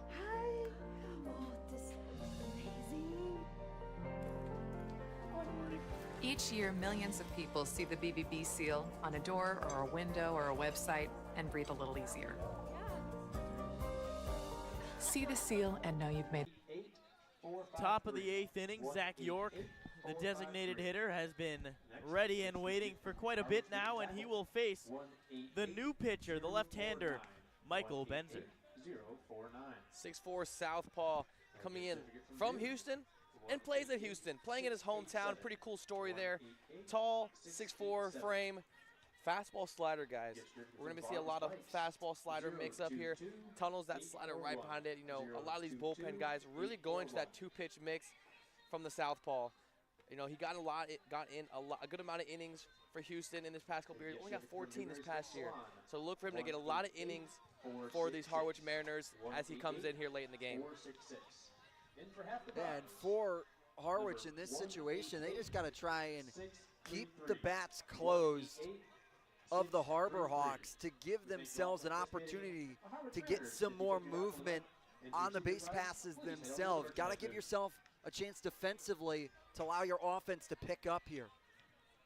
Michael Benzer, a guy with experience in summer ball, and maybe the thing I like most about summer ball is some of these team names that they have. Benzer played for the Princeton Whistle Pigs in the Appalachian League, a 6.23 ERA and 8 2/3 innings pitched. That's one of the better names you'll see. Gotta have some fun with baseball. Look at Bark, the Hartford Yard Goats, another fun name in baseball. They go together pretty frequently. I have to say, Whistle Pigs is pretty clever, though. Haven't quite heard that kind of a combination here. As we have, looks like we may have a pitch comm issue. Yeah, we're gonna switch out the wristband here for the pitcher Benzer. But yeah, pretty interesting name in there in the Whistle Pigs. Shout out to JT Gibson coming from the Harwich bullpen to deliver his pitch comm. Or I guess his wristband. Zach York. Now, I don't know. With the new pitch clock rules that they have in the Cape League, same as the NCAA, a 20-second pitch clock. Clearly that is not running right now, as now Benzer is standing behind the mound working on, I think it's a wristband. Really cannot get that Velcro. I think he's trying to resize it here, Josh. I think it comes down to that pretty simple of just trying to get the wristband to be in proper position. He's going to have to call in his third baseman, Musiero, to come over, and looks like it's, once he does, we're ready to go now. There we go. Michael Benzer is all set, gives a thumbs up towards the dugout. And so is Zach York as he steps into the left-handed batter's box for the lefty-lefty matchup. Hard fastball low and away for ball one. If you're just tuning in, this is the Hyannis Harbor Hawks Baseball Network. Josh Schreiber alongside Jacob Irons and Nico Sharp as Zach York hits that one into shallow left center field. Coming in is the center fielder Carter to make the play, and there's one out. For Zach York, continuing once again to find his bat. It's a loud out there. Understood it as soon as he got up, made contact with it. He was a little disappointed himself, dropping his shoulder, but it will come with time. We understand the potential he has so far and continues to be a huge culture addition to this locker room. A strike on the lower part of the zone to John Gazdar. One out, top of the eighth. Michael Benzer deals right into the dirt. 1-1. With the out of York, it's now the 10th consecutive put away Harbor Hawk against the Harwich Mariners. Another ball to Gazdar, 2-1. Mariners, of course, a member of the East in the Cape Cod Baseball League, as Gazdar swings over that one. I don't know if he thought that was strike three or if he was just resetting there, but the 2-2 from Benzer upcoming. That one in the dirt again. That one got a big chunk of the home plate umpire. He's all right as he throws the ball back, 3-2. So far, both sliders for Benzer have been just about halfway across and bearing it. And Gazdar works the walk. So I get the second batter of the inning on base. And it'll bring up the switch hitting Wallace Clark, who will hit from the right side. Wallace Clark.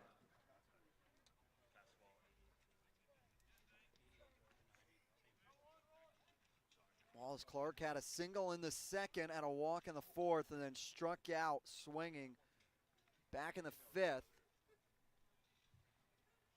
And for Hyannis, they get Gazdar aboard. Let's see what they try and do here to add on a couple of insurance runs. Pitch up and away. A pop of the catcher's mitt. 1-0.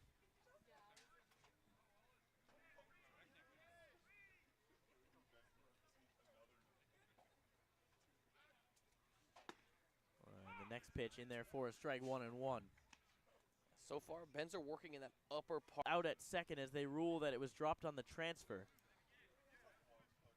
But Wallace Clark will reach first base. It's not an error. It'll just be a force out. You can't assume the double play.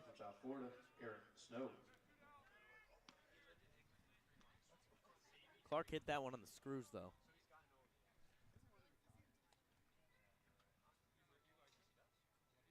Two outs, Clark off first base. Eric Snow at the plate takes that one for strike one. And for Clark doing a good job, put it up the middle. It was ultimately in that spot just too close to the second base bag and not firm enough as it got caught up in the grass there for a little bit, making it a little bit of an easier grounder. Sun in Wallace Clark's eyes as he leads off first base. Ball outside to Snow, 2-1. Got to give credit to Scannell, the first baseman for Harwich, and Dilatalo for the Harbor Hawks fighting the sun. High chop, third base, ball thrown in the dirt, but a nice scoop by Scannell, right as you mentioned him, Jacob, for out number 3. So in the inning with a 5-3 put out, we go to the bottom of the 8th inning. Hyannis 6 outs away. Retirement strategies come in all shapes and sizes. One strategy does not fit all when it comes to reaching your retirement goals. And considering all your options may be, well, more than you want to think about. So whether you're looking to retire or already living in retirement, you need a strategy tailor-made for you.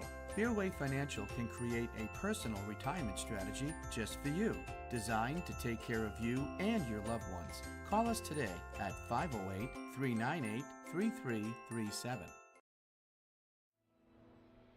Your future begins at Dean College. Make a difference. Leave your mark. Break the mold. Be a leader. Achieve unimagined heights. Believe in yourself. Make lifelong friends. This is your time. Your place. Your home. Your Dean. It all starts here at Dean College.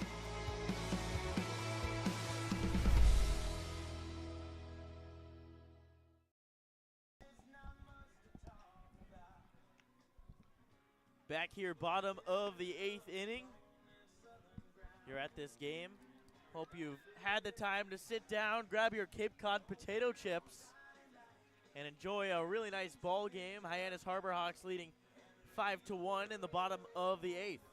It's been a good showing for Mitch Carricker, the whippersnapper coach in the league right now. Understanding he's got a lot to prove. It's his first year in it. And so if you can go 2-0 on your first 2 games in the league, that's a huge motivation for himself and for the team. And as an announcement to the rest of the league that you're going to be a coach to be reckoned with in one of the most prestigious summer leagues across the country.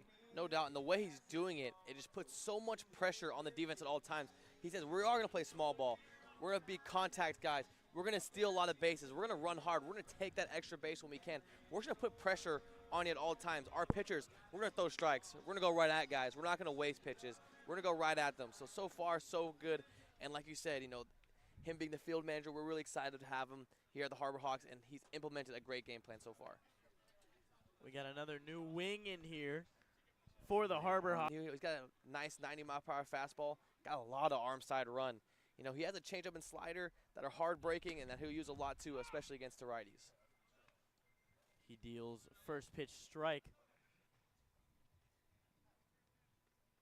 in there to Carmelo Muzacchio.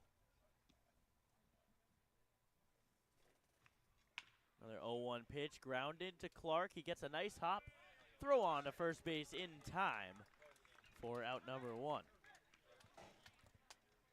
You know, we talk a lot about Wallace Clark's defense. I mean, that is just smooth over there. And we've only played, what, 15 innings now almost? Yeah, I mean, he just makes it look so easy. You know, gets that chopper right there. Quick hand, smooth, quick transition on the throw. I mean, that's an unbelievable play. Made it look easy there for Wallace Clark. Brings up the 8-hitter, Matt Scannell. Takes that pitch for a strike on the outside part of the plate. Scannell 0 for 1 today. Was hit by a pitch earlier on. Another beautiful slider there. Front hip, right over the plate, 0-2.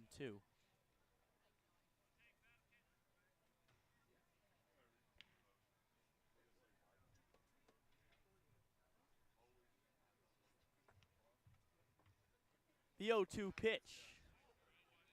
Outside. 1-2. Nico, how hard is it lefty on lefty? I know you were a pitcher yourself, but lefty on lefty, when that left-handed pitcher is coming from, you know, a lower 3/4 as he delivers, and it's a foul ball. It's so difficult, especially, you know, right and right, left and lefty. Anybody who's coming across their body and then having that 3/4 angles, the ball starts well behind your back, and you understand that you have to keep your shoulders in, have to keep your hips in, keep it square to have a chance to take that ball the other way and not just pull away from it. 1-2 pitch fouled off, and yeah, some of those breaking pitches, they look like they're gonna come up and knock your teeth out, but they end up breaking right over the plate. Yeah, and that's the worst, and that's when you get kind of those embarrassing ABs. You know, had a few of those in high school. You know, that slider looks like it's coming at your forehead. You turn your shoulder a little bit, and then you turn around right down the middle. Not ideal as a hitter. 1-2 pitch is almost does just that. Garza tried to frame it, didn't get the call. It's 2-2. Yeah, almost on cue. Fitzpatrick tried to front door that slider right there, catch that inner third, almost had it, just barely missed that inner corner right there. Keene Park last night, you would notice that Wallace Clark had quite the fan club. Every time his name was mentioned, every time he made a play, there were loud cheers in the stadium. I was able to catch up with Wallace before the game started, and he let me know that wasn't his family. His mom and dad were there. However, a family from Orleans came, sat next to him in the stand, was like, "Is that your son?" I said, "Yeah." I was like, "Well, we have 19 of us here. Let's clap, cheer, give him a good game." And he did just that, producing defensively and offensively. And guys, he's done the same today. Just that last half inning, we saw him make a great play to get the first out. What a great story. It's showcasing the beauty of the Cape Cod Baseball League. You have these big family trips that come on out to the Cape. And if you get to sit with a couple people, why not join the fun? Find someone you're going to like. And if you're playing in the Cape League, like Wallace Clark is, there's a potentially you could see his name in the majors one day, and you can be like, I was his first fan in the Cape. That's a great story, Matt. Thanks for catching up with him. Of course. As we got a new pitcher into the game here. Number 4, Nick Groves. And Nico, tell me about him. Yeah, Chance Mako, tall guy, 6'7", 195 out of NC State. And I got a lot of questions from a lot of people. You know, NC State, a team in the College World Series. How is this guy here? There's a lot of different things. There's a lot of different things going on. You know, there's inactives, there's freshman red shirts and stuff like that. So that's why he gets to be here with us early on. Very excited to see a very live arm like him. Very fastball slider guy. From that angle, from his height, going to be nasty. Had a lot of good stuff showing from his young age as a freshman at NC State. Quickly 2-1 now from Mako to Groves. And another thing with Chance Mako is there was a point where it was expected that he would go in the 2023 MLB draft pretty high, as that last pitch was in there for a strike. But when asked about it, as another foul ball by Nick Groves, he stays alive. He said he decided to forego the draft just because he was looking for a fit. He's big about development. Finish that after this pitch. 2-2 is outside. He said it wasn't necessarily all about the money. I wanted to get to a place that gave me the best development that I could get out of myself and be the best me that I can be. The money didn't end up being right for me, as in himself, obviously, as that pitch is inside for a ball. As that pitch to Garza, a blooper into center field, a diving play by Sam McNulty ranging back, sprawling out into center field. What a play. What a play indeed. McNulty right off the bat reading it. It's in no man's land to center field. Turns on it, isn't even looking to home plate. He's going to have to look straight up into the sky, extends his arms, and bloop right there into the glove. The ball drops. A little Willie Mays just in the gray land of shallow center. There goes Groves to second, and in plenty of time is Arndt. What a hose by the catcher, Brian Arndt, to nail Groves going to second. Back-to-back great defensive plays from the Mariners, showing off the web gems here in the top of the ninth. That pitch was a ball to Parker Brocious, the leadoff hitter up at the plate right now. A nice slider right over the plate, buckling Brocious' knees. And you can't ask for a much better throw from Arndt. Put that right on the bag, near side. I mean, you can't ask for a much better throw. Perfectly placed, low tag. Shortstop didn't have to move. Last pitch was a fastball up, 2-1. 2-1, 2 outs, top of the ninth inning. 5-1, Hyannis leads. Pitch in the dirt, breaking ball, gets to the backstop. Nobody on, doesn't matter. And a race to the ball is won by the Harwich bat boy this time. One of the fun games within the games, the battle to the balls in the middle between the two teams. 3-1, cut on and miss, 3-2. Yeah, we befriended one of the Hyannis ball boys. Shout out Connor if you're listening. Hope to see you again this season as Parker Brocious calls time.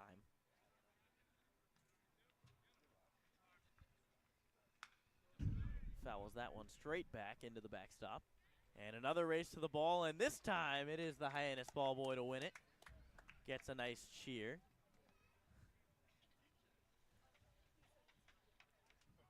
The 3-2 pitch is in the dirt, ball for Parker Brocious. Has himself another beautiful AB and gets... Brought in Brocious to bring the first run, a walk back in the